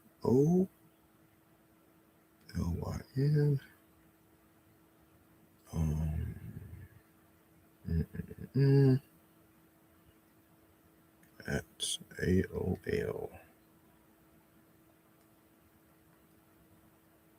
Is there?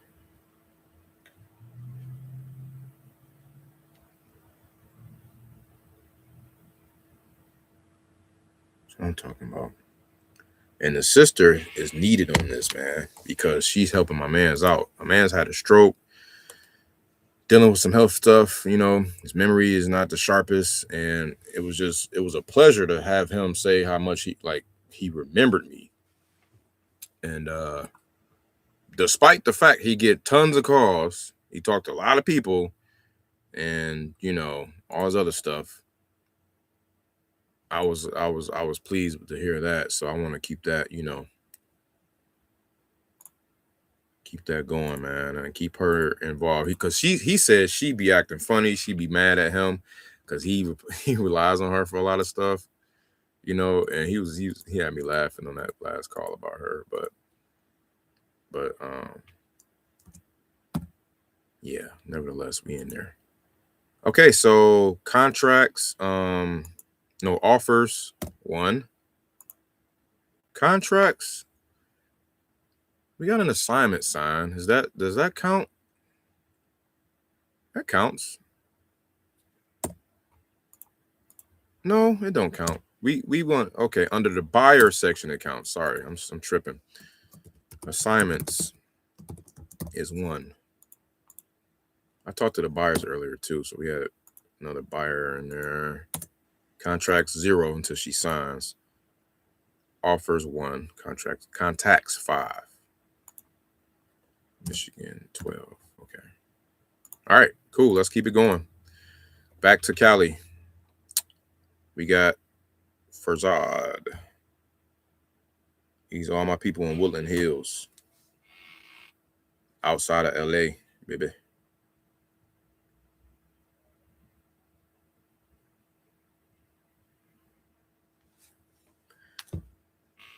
Are we taking the over or under on our number of dials, number of contacts per? Let me see. What am I trying to say? Let me. The over or under of 10. It takes 10 dials to get 1 contact. Do it take more? Or do it take less? Your call has been forwarded to voicemail. The person you're trying to reach is not available. We're not going to start yet because I've been already dialing. Kind of lost track. We're going to start after that first person. Whoever picks up, then we'll start from there. I want to have a little prize or something for somebody who gets it right. Not my home. Please lose my number. All right. Wrong number. All right. Off market. Okay. They was asking me about off market.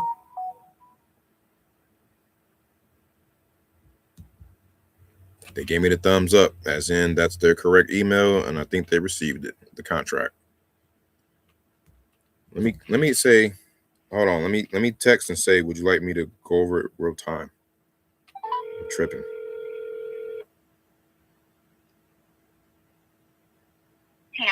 Birmingham. I'm double dialing that person.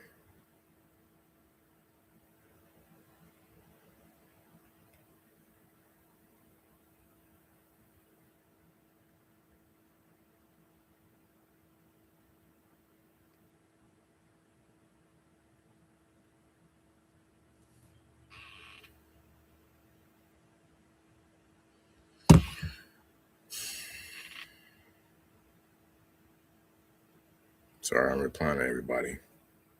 Okay. Double dialing Tammy.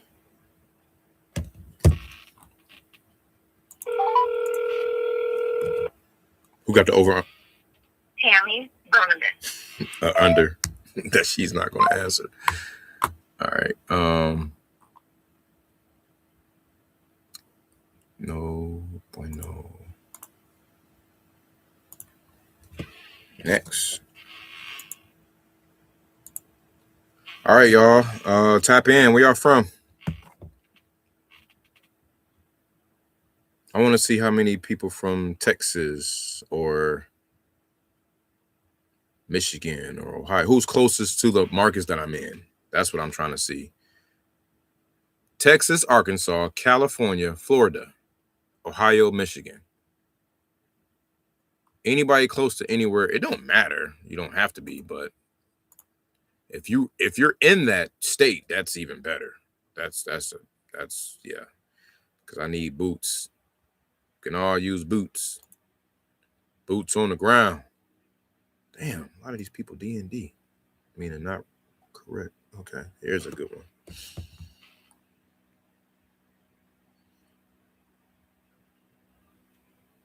Somebody got to pick up the phone.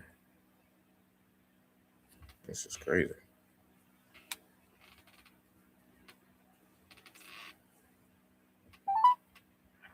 This is Avi.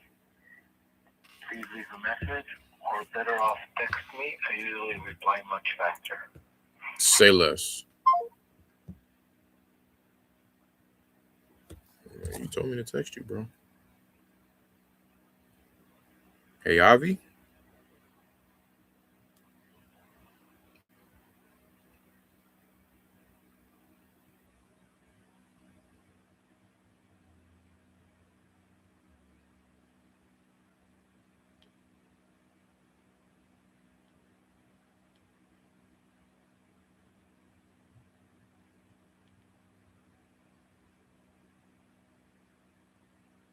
McDon.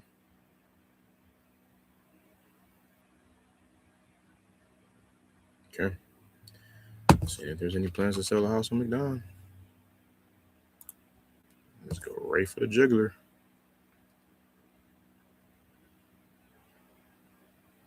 All right, next.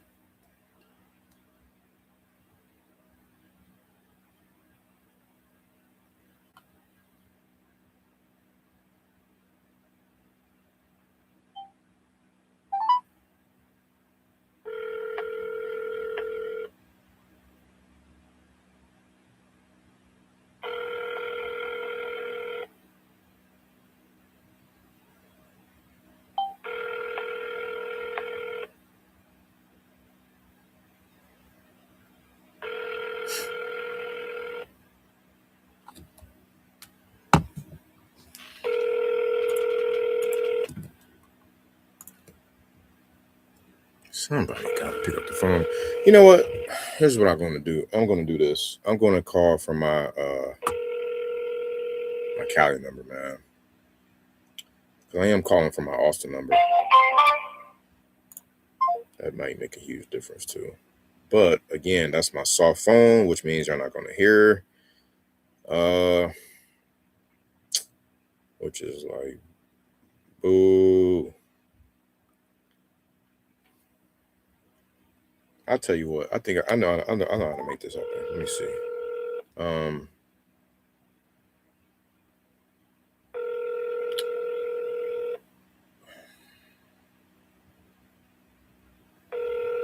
If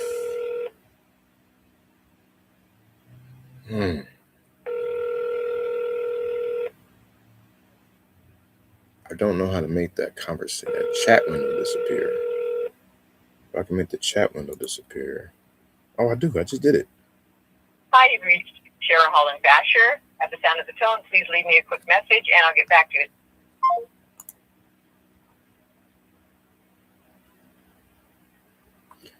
I'm about to double tap her. Some telling me to double tap her. I bet you she pick up the phone. $2 she pick it up. $5 she pick it up. $1 she picks up. 50 cents she pick up. $0.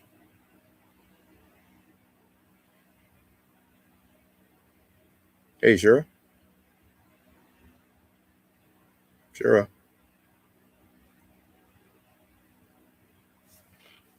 Shira, can you hear me?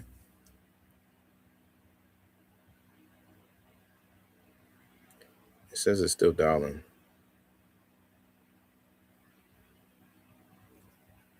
Hello, hello. Hi, you've reached Cheryl Holland Basher. Haha. I owe y'all $0. Whew, that was close. I know I played too much. All right, moving on to Joanne. Somebody gonna pick up this damn phone, man.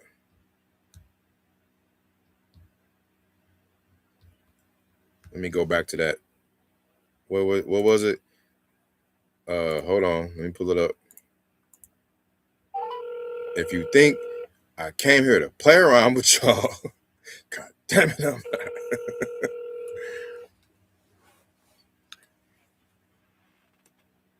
Yo, what business you run? Do you do lead gen? Do you do lead gen? I think that's what you're saying. In the UK. Who you calling? What? Stand up, UK. What up, though? What's up, my guy? Hi, you reached Joanne Tattersall of Active Real Estate. So the business I run, appreciate y'all tapping in, by the way. This channel here is just dedicated to it's not cold calling, but it's a real estate business. It's a real estate wholesale business. So we buy low and sell high. We buy a property at a low price and we sell it at a higher price. Or not necessarily the property, but more so the contract to buy the property. So we just kind of move paper, basically. But yeah, lead gen, absolutely. I lead gen with the best of them. I do lead gen by means of one channel, SMS. Okay, that's my bread and butter. I used to do cold call back in the day, but I strictly narrow on the SMS game. I'm heavy on that. And I can generate you. Sometimes it kind of depends on the market and the list, but typically on the low end, I'll say 3 to 5 leads to 8 to 10 leads a day per market. Okay. You can watch my lead-a-thon video back in July or whatever it was. I was just going crazy. It was insane. I literally had 33 leads and the day wasn't over with. Now granted, I was in 4 markets at the time and I had my campaign, my workflows going, and I even peeled the curtain back on my workflows and stuff. I was showing that, and but I sorry, I can't do it again. But yeah, I lead gen for sure. So we can talk about that. Let me pop my IG and TikTok in here so y'all can reach out. We can talk business or talk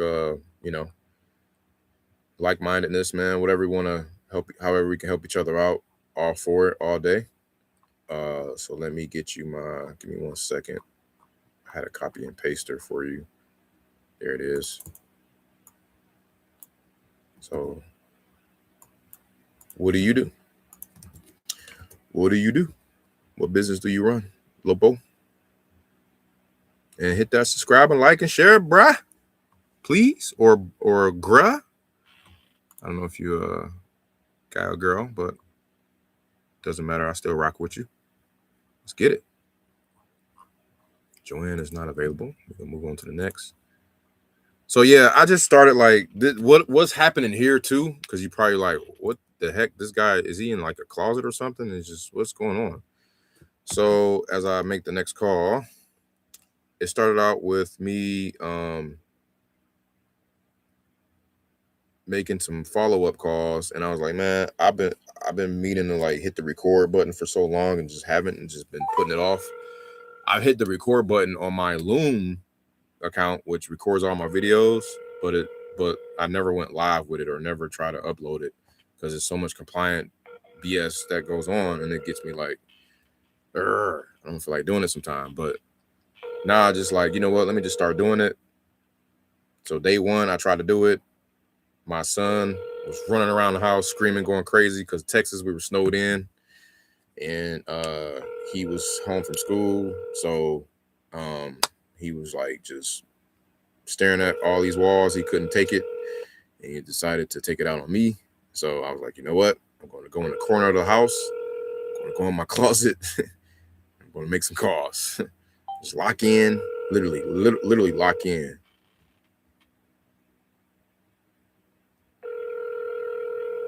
Okay.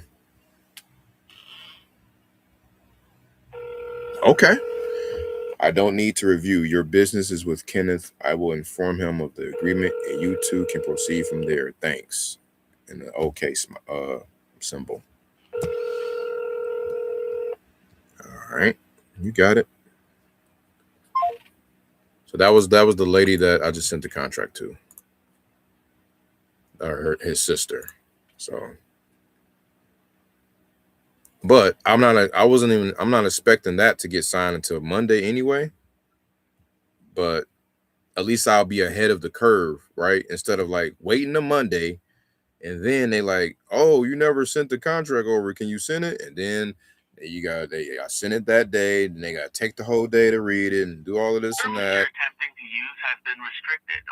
And then all this waiting and more calls coming in and blah blah blah blah blah blah blah blah blah blah blah blah blah blah, and more delays. That's what happened when you're not proactive and when you're not filling in the gap to follow up. Like, you literally have to cut the timelines in half, guys.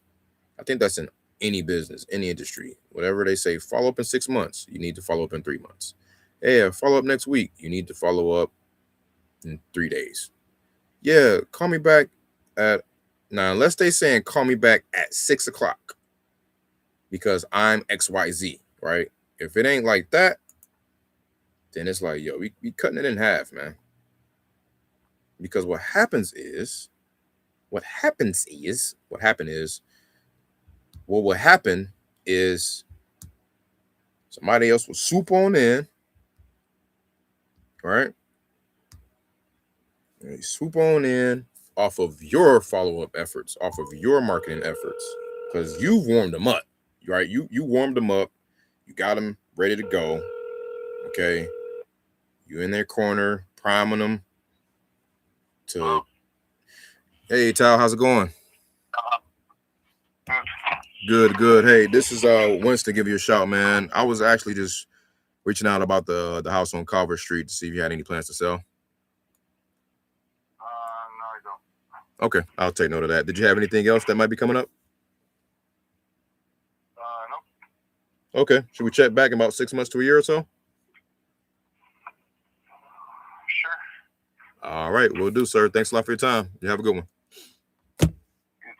All right, thanks.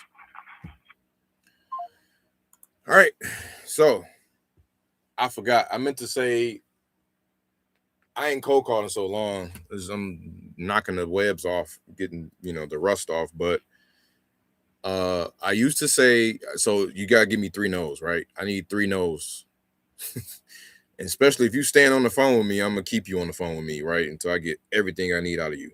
So I said, any plans to sell? Just go straight for it. Any plans to sell? No?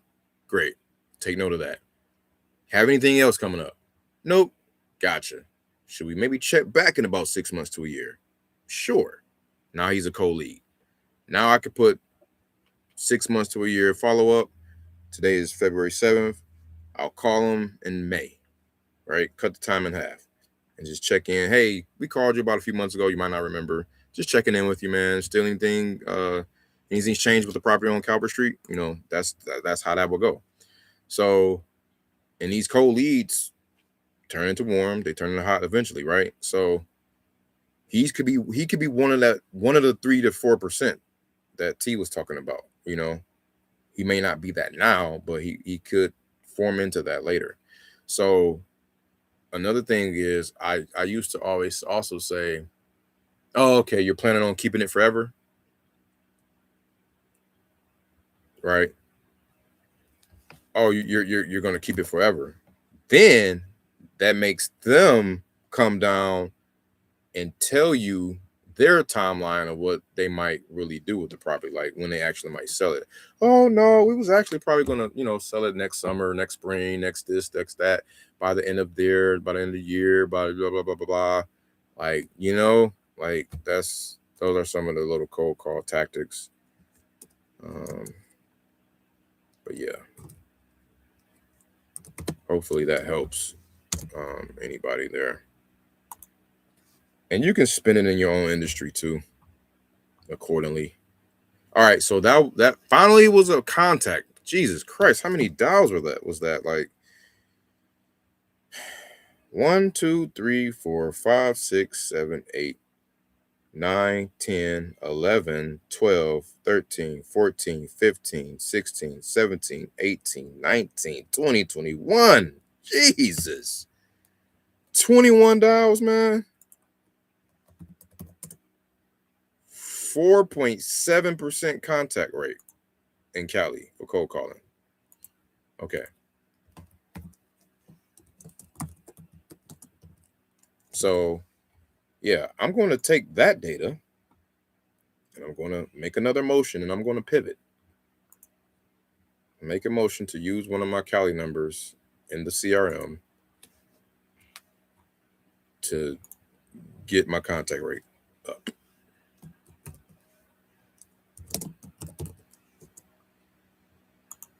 Anybody second?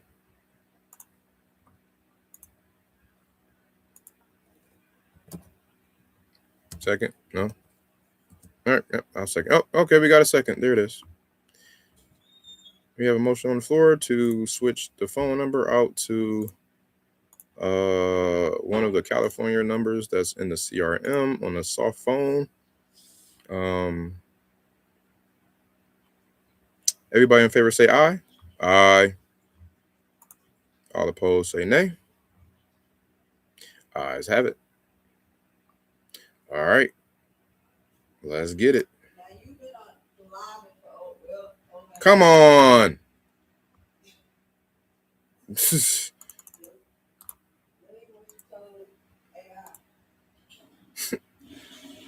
All right. What are we at? 2 hours and 17 minutes?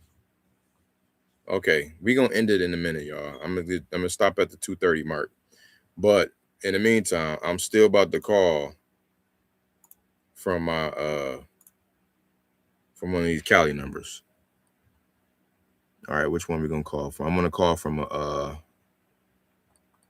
we got an LA number in here? I know we do. We got to.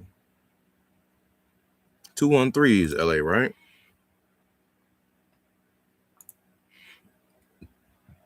Damn, that's my buyer number though.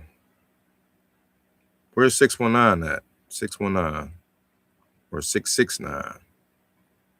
Let me see. 619 area code.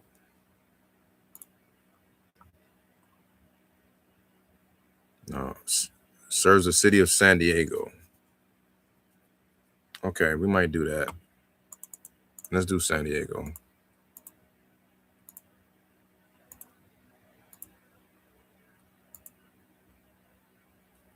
Because the 213 number is my buyer's phone number. Well, okay. All right.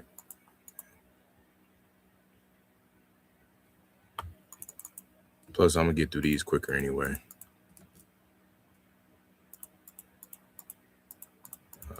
Allegedly.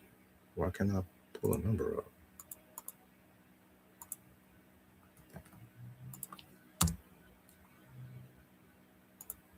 Privacy mode. Seriously, bro? That is not privacy mode.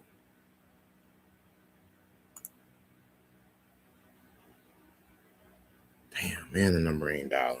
System is faulting right now.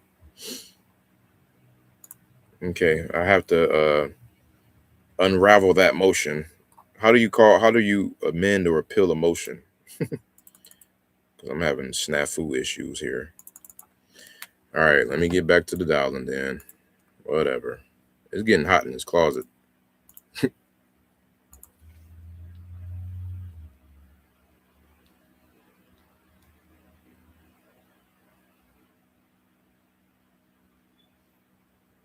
I'm coming though. We almost at the 2:30 mark. I'm calling Sheila.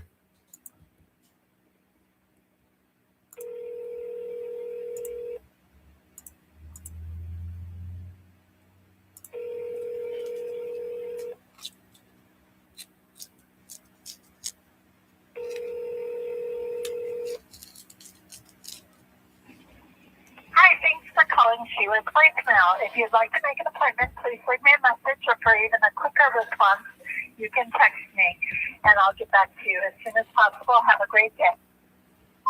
Appointment, you say? For? I bet you if I double tapped her, she'd pick up.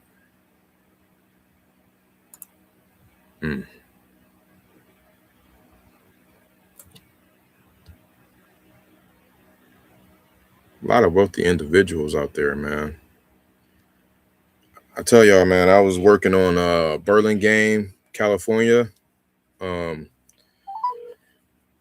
if you record your name and reason for calling, I'll see if this person is available. This is Winston calling for Steven.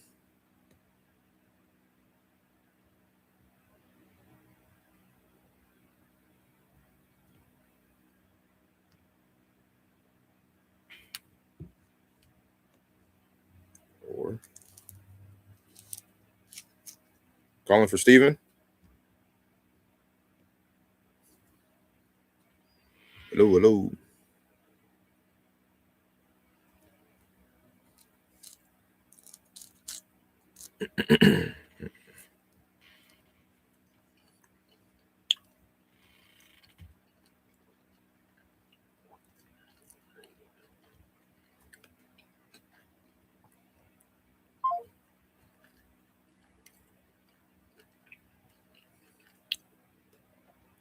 Okay, sorry, y'all. Moving on. I might as well record that. We called 21 plus 2, so we've called 23 calls in Cali. 23 dials in Cali. Honestly, though, I gotta separate the cold calls from the lead follow-ups, because those are two different metrics to follow. I wish I could have, if I had 22 dials in Cali out of the lead folder, oh yeah, it'd be way more people to pick up. It's 419 over there, so they all kind of like checking out. It's after 4, so we about to close it down too. I just wanted to hit that 2.5 mark.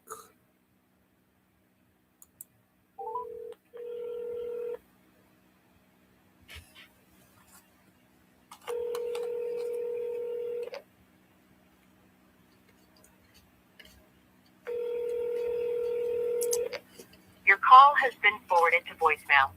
The person you're trying to reach is not available. At the tone, please record your message. When you have finished recording, you may hang up. Hey, Malcolm. This is Winston calling. Can you give me a shout here on my cell when you get a chance? Thanks.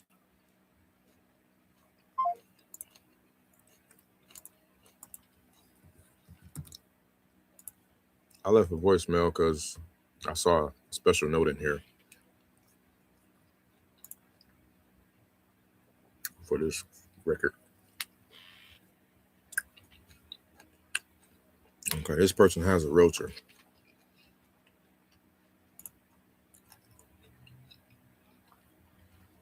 or had a realtor. Oh, and guess what? It didn't sell. Oh, this is perfect for Lika. Listing removed. Oh my God, that was way back in.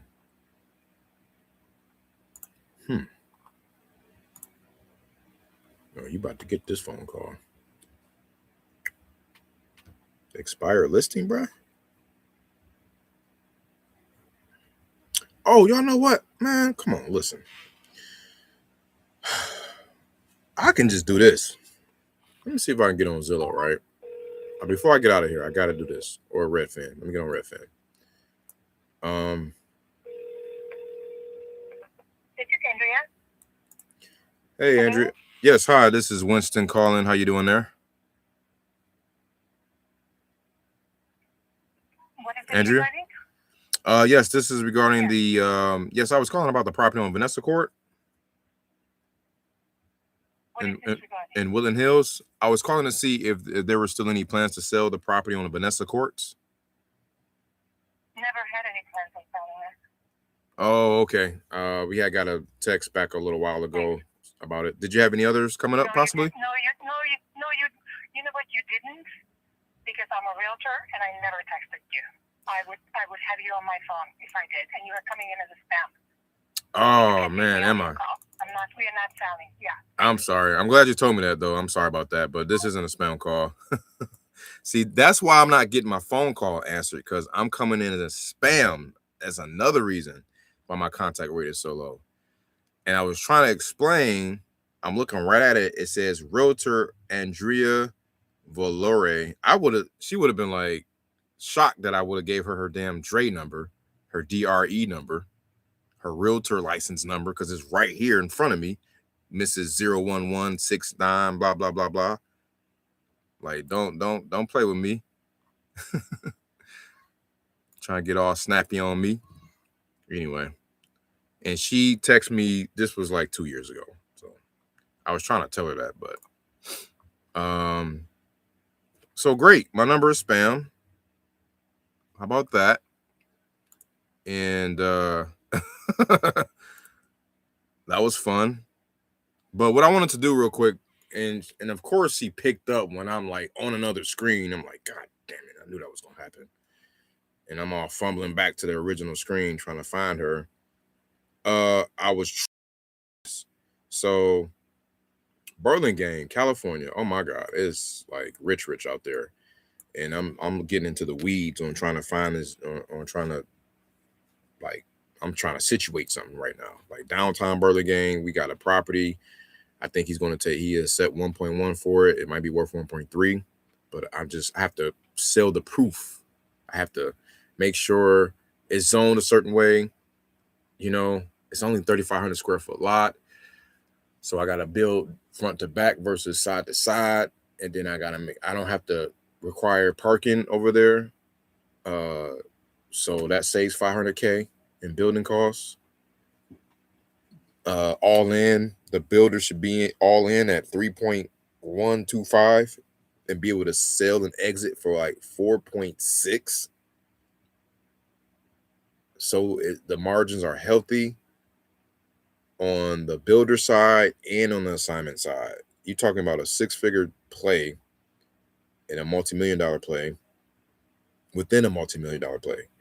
So that's why I'm like, what is like Burlingame? What the hell is that? It's 20 minutes south of San Francisco in the Bay Area and 20 minutes north of Silicon Valley, right? Palo Alto.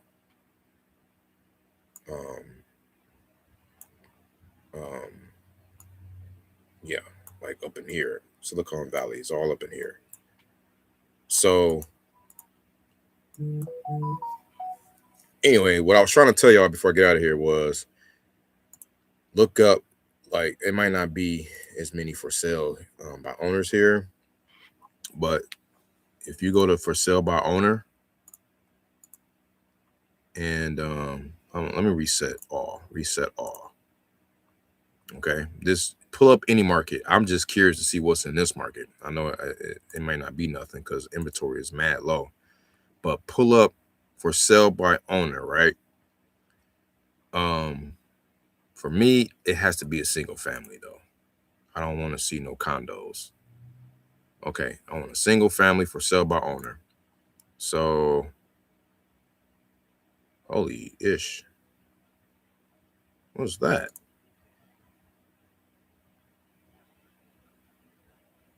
Oh, you can't do nothing with that because it's,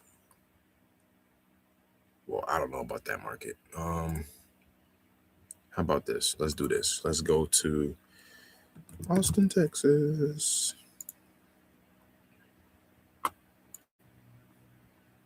All right, check me out. Reset. Come on, Austin, where you at?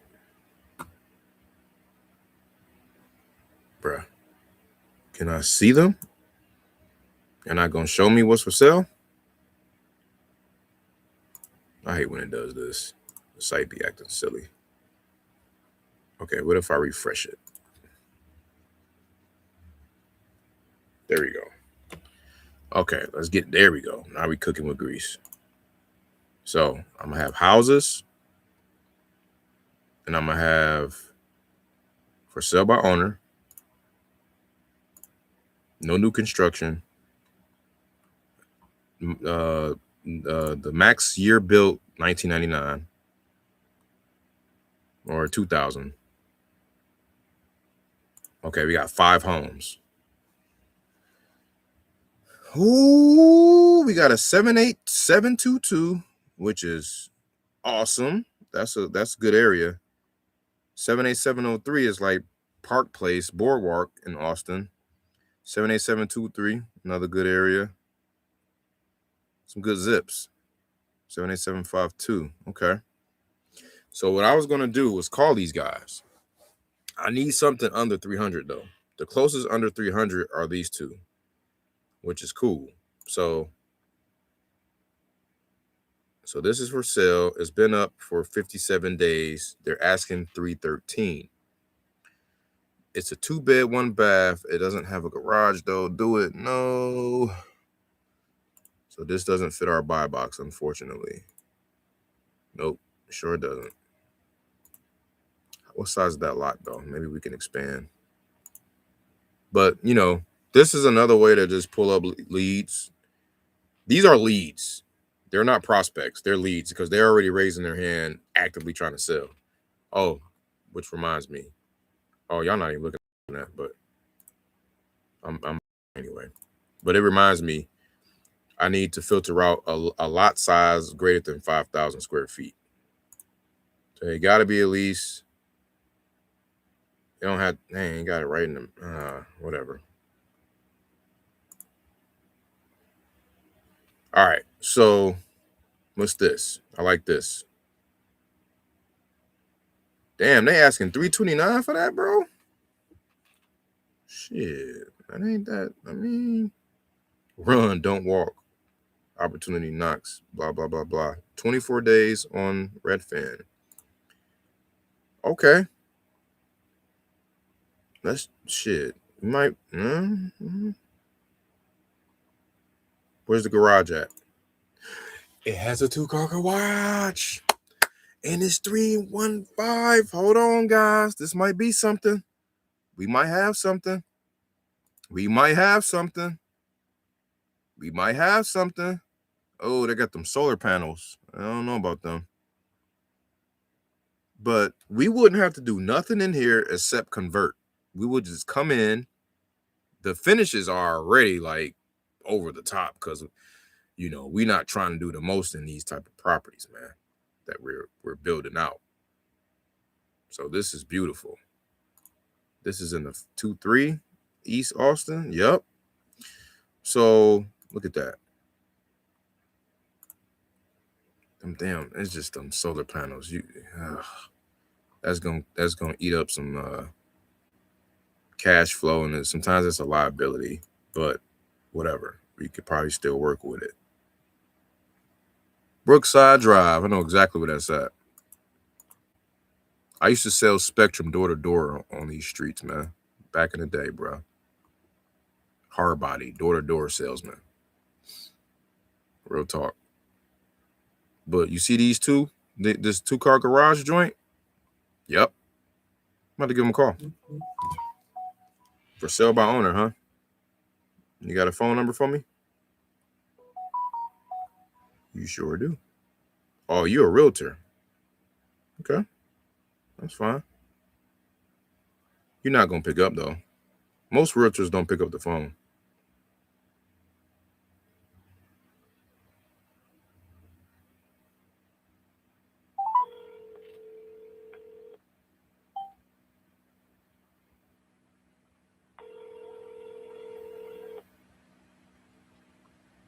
$10,000 square foot lot. That is so beautiful.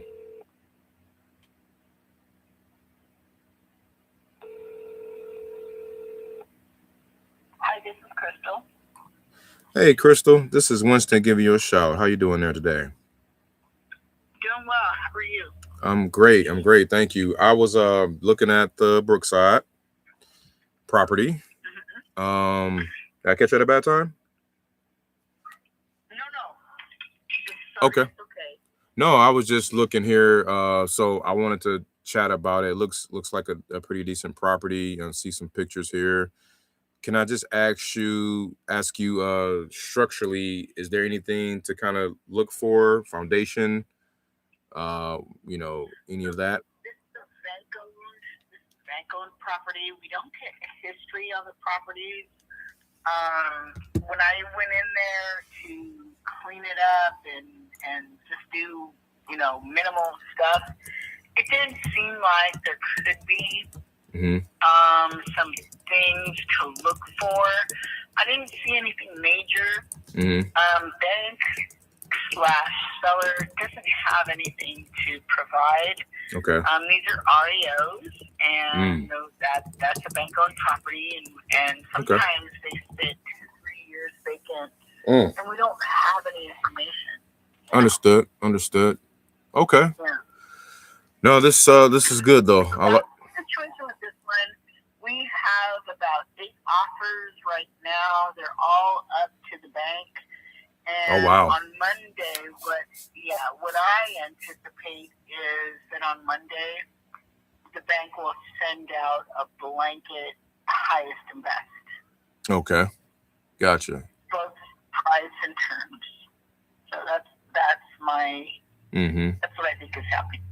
Understood. Now, typically this falls in our buy box. My partner and I we're literally looking for something that has that 2-car garage, has at least 3 beds or more, maybe a bathroom and a half or more, and we have a plan in terms of we wanted to convert this into like sober living. So we were thinking, we really will hope to get something just a little bit under 300. So I don't even know if they're entertaining anything less, or just is it worth the time to fulfill an offer? Let me share this with you. Okay. So I have offers. Let's say I have several under 300, and I have a couple at 300. Oh wow. So that gives you an idea, okay? Got it. These are all cash. Every single offer is cash. Of course. Yeah. Yep. And that's what it would be for us as well. So Okay. That kind of gives you an idea. Have you seen it yet? No, I literally just pulled it up. I don't think so, because you haven't walked it yet. Yeah. Right. I haven't walked it, but I can get a good feel for it just looking at the pictures and everything. And I'm familiar with that neighborhood too. I think it's important you walk it. The one thing we'll check. Are you a realtor? No, ma'am. Okay. All right. Well, nonetheless, you'll have to register a time with me for me to give you a combo. Okay. So therefore, that's the way that I kind of have an idea that you've seen it, right? Like I told you, you've seen it. Okay. Get to the point of writing an offer, but that's what we want. Okay. The bank will say no assignments, just in case that's something that's going on there. Nope, no assignments. Okay. Okay. Got it. Okay. And I would on Only thing I didn't check was if it was in a flood zone. Do you happen to know if it's in a 100-year or? You know what? I don't know. I do not know off the top of my head. So I carry some of these all across the United States, and I got you. I don't remember. That's my truth. No, that's fine. I understand. I can look on the GIS site. Let me see Austin's flood, but yeah, I'll look at that and do that on my own. So yeah, that's good. Good to know. One last thing: is there a survey provided by chance? Because I can't see that. We do have it. Perfect. Yes, I do have it. If you shoot me a text with your email address, just because I'm happy to send it out to you. Yeah. Perfect. Yeah, that's huge. We'll definitely need that to see what how we can maximize the lot size. And that about does it. Yeah, I got all the information I need. So I'll send you a text. Yeah, I'll send you a text on my digital contact card, and I'll speak with my partner and see how he wants to move and proceed with an offer. Okay. Yep. Okay. Don't forget, I need you to go see it. Okay. Yeah. Because the bank will not, like at option period or whatever, they don't renegotiate things. So I know. And keep your option period at 5 days or less. Okay. Duly noted. These guys will give you one. Yeah. Duly noted. Anything else we should notate with the offer? I think I've given you all the info that you need. Okay. I just want to, what is your name? Winston Johnson. Winston. Yep. Okay, Winston. I'll remember that name. Perfect. I'm glad you will. That's awesome. And I'll remember Crystal. So, do you have anything else, Crystal? Anything that may be even off market or coming up? This is all I do. Okay. This is all I do. All I do is represent banks. Nice. I've been doing it 28 years. Wow. I would recommend just keep me on your list. And definitely.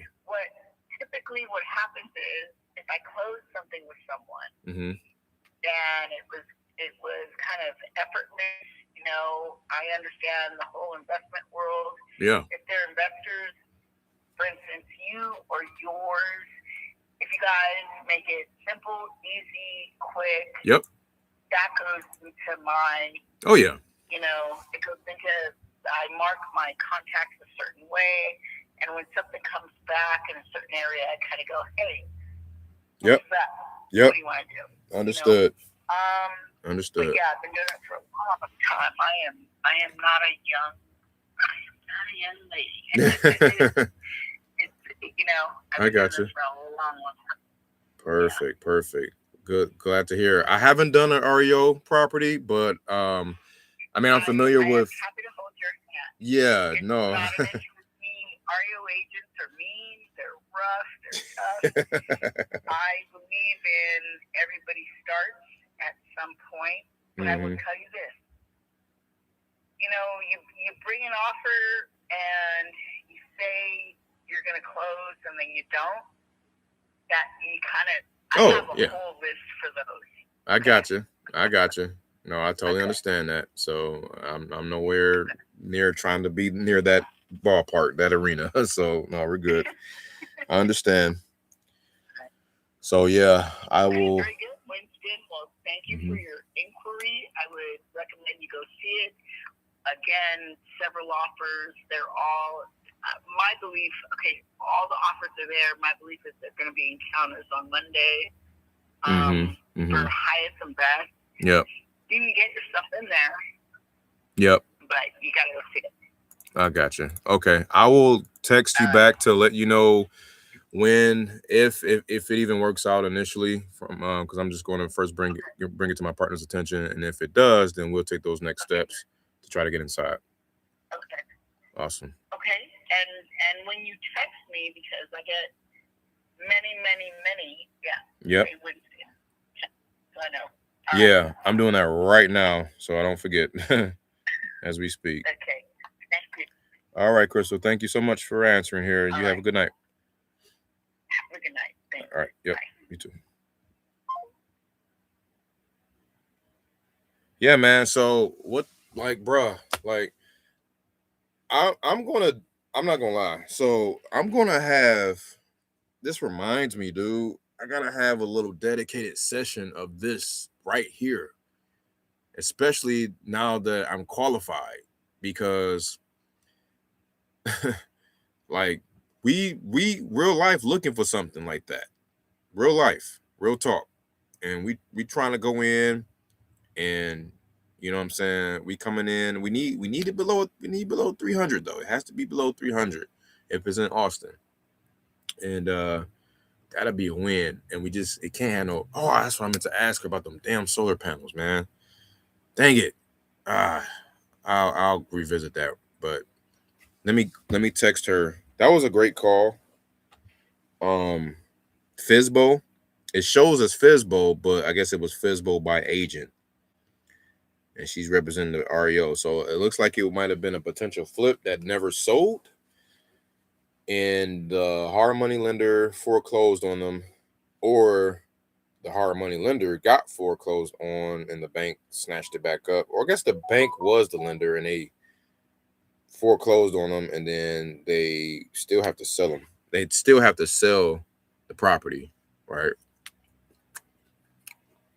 So what's interesting, it sounds like she kept it funky too. It's been on the market for 24 days. It's got 128 views. I'm no dummy. Y'all not no dummies. But I'm gonna tell y'all something. What a good deal represents, right? Just from the view count and public website stuff alone, right? Think of this. 100 views a day paves the way. That's okay. It's 24 days that went by. 128 views. Okay. I appreciate her telling me how a lot of offers came in, below 300, and then there was like those little few that came in above or at 300, right? Sure. That was a tactic. Okay, somebody's calling from Arkansas. Hi, this is Winston speaking. Hi, is this Deva? Deva?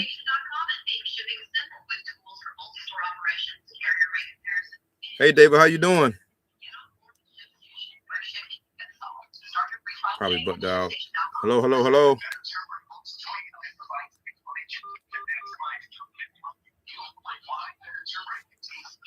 Hello.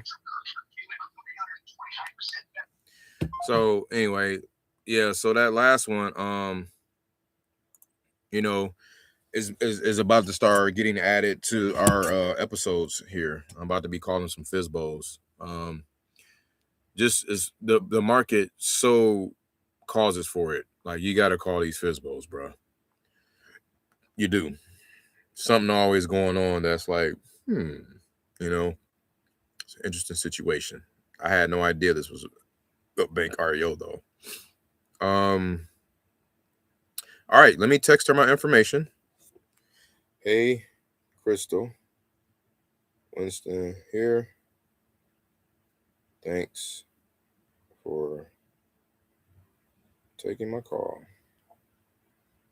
regarding and this is public information, so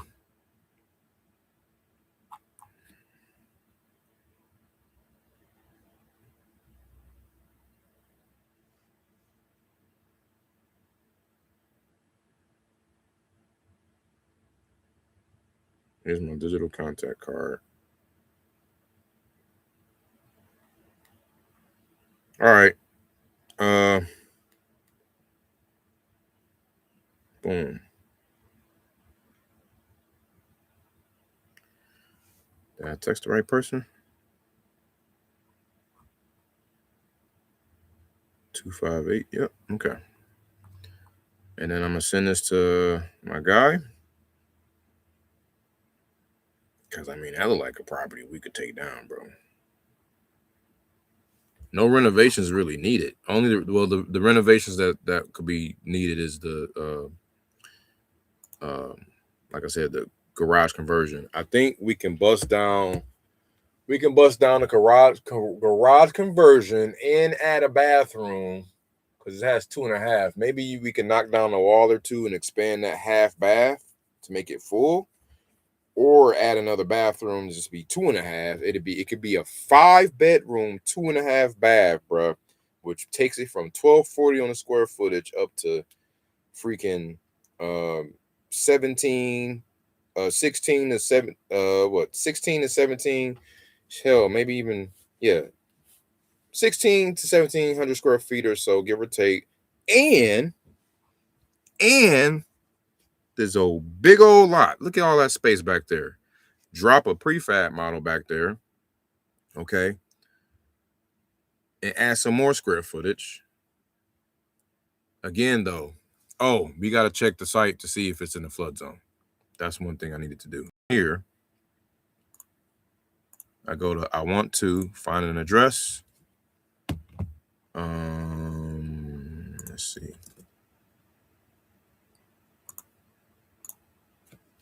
Say what? Hold on.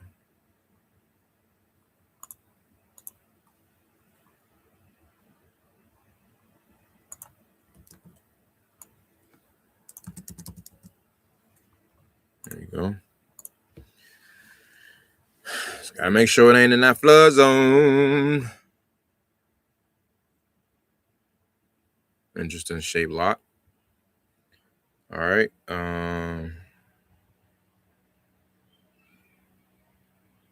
Yes, it's zone SF3.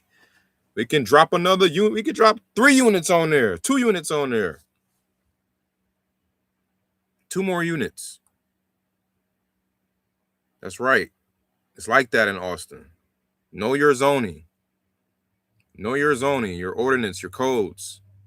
Know your planning and your zoning and planning districts with the city, man. Get with them, man. I'm telling you, this is the stuff that wholesalers don't really do. They don't go into depth about the different zoning codes, what you can do to maximize the space, the lot. Like, I'm telling you, man, like, you can drop you can drop, had that driveway. I don't like how that lot go back like that though. That's the nasty part. That little space right here looks a little critical. But because we need to get back there and drop like maybe 2 joints back there. But or yeah, you'll probably have to knock out one of the garages. I don't know. He knows more than I do, but I think this is worth looking at. I'm trying to look for the flood. The flood.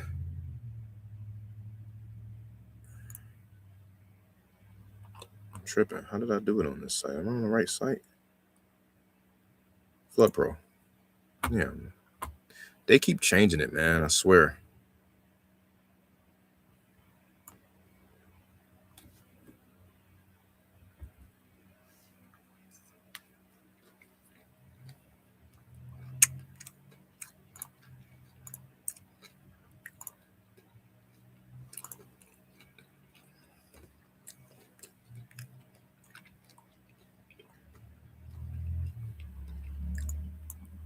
I think we Gucci Bandansky. Oh, yep.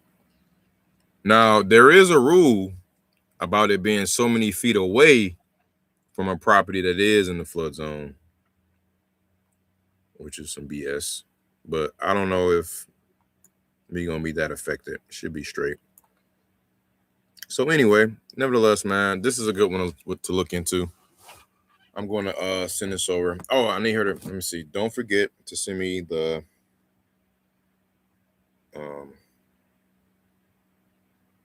my email is info.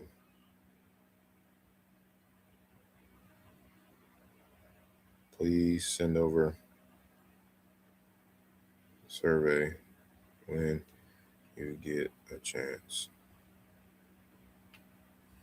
All right, y'all. So that's it, man. I'm gonna go ahead and end it off on that note. That was I could have gave her an offer right then and there if I wanted, but I honestly don't have the cadence down yet on how we're going to submit our offers based on our exit strategy, because we're not fixing and flipping.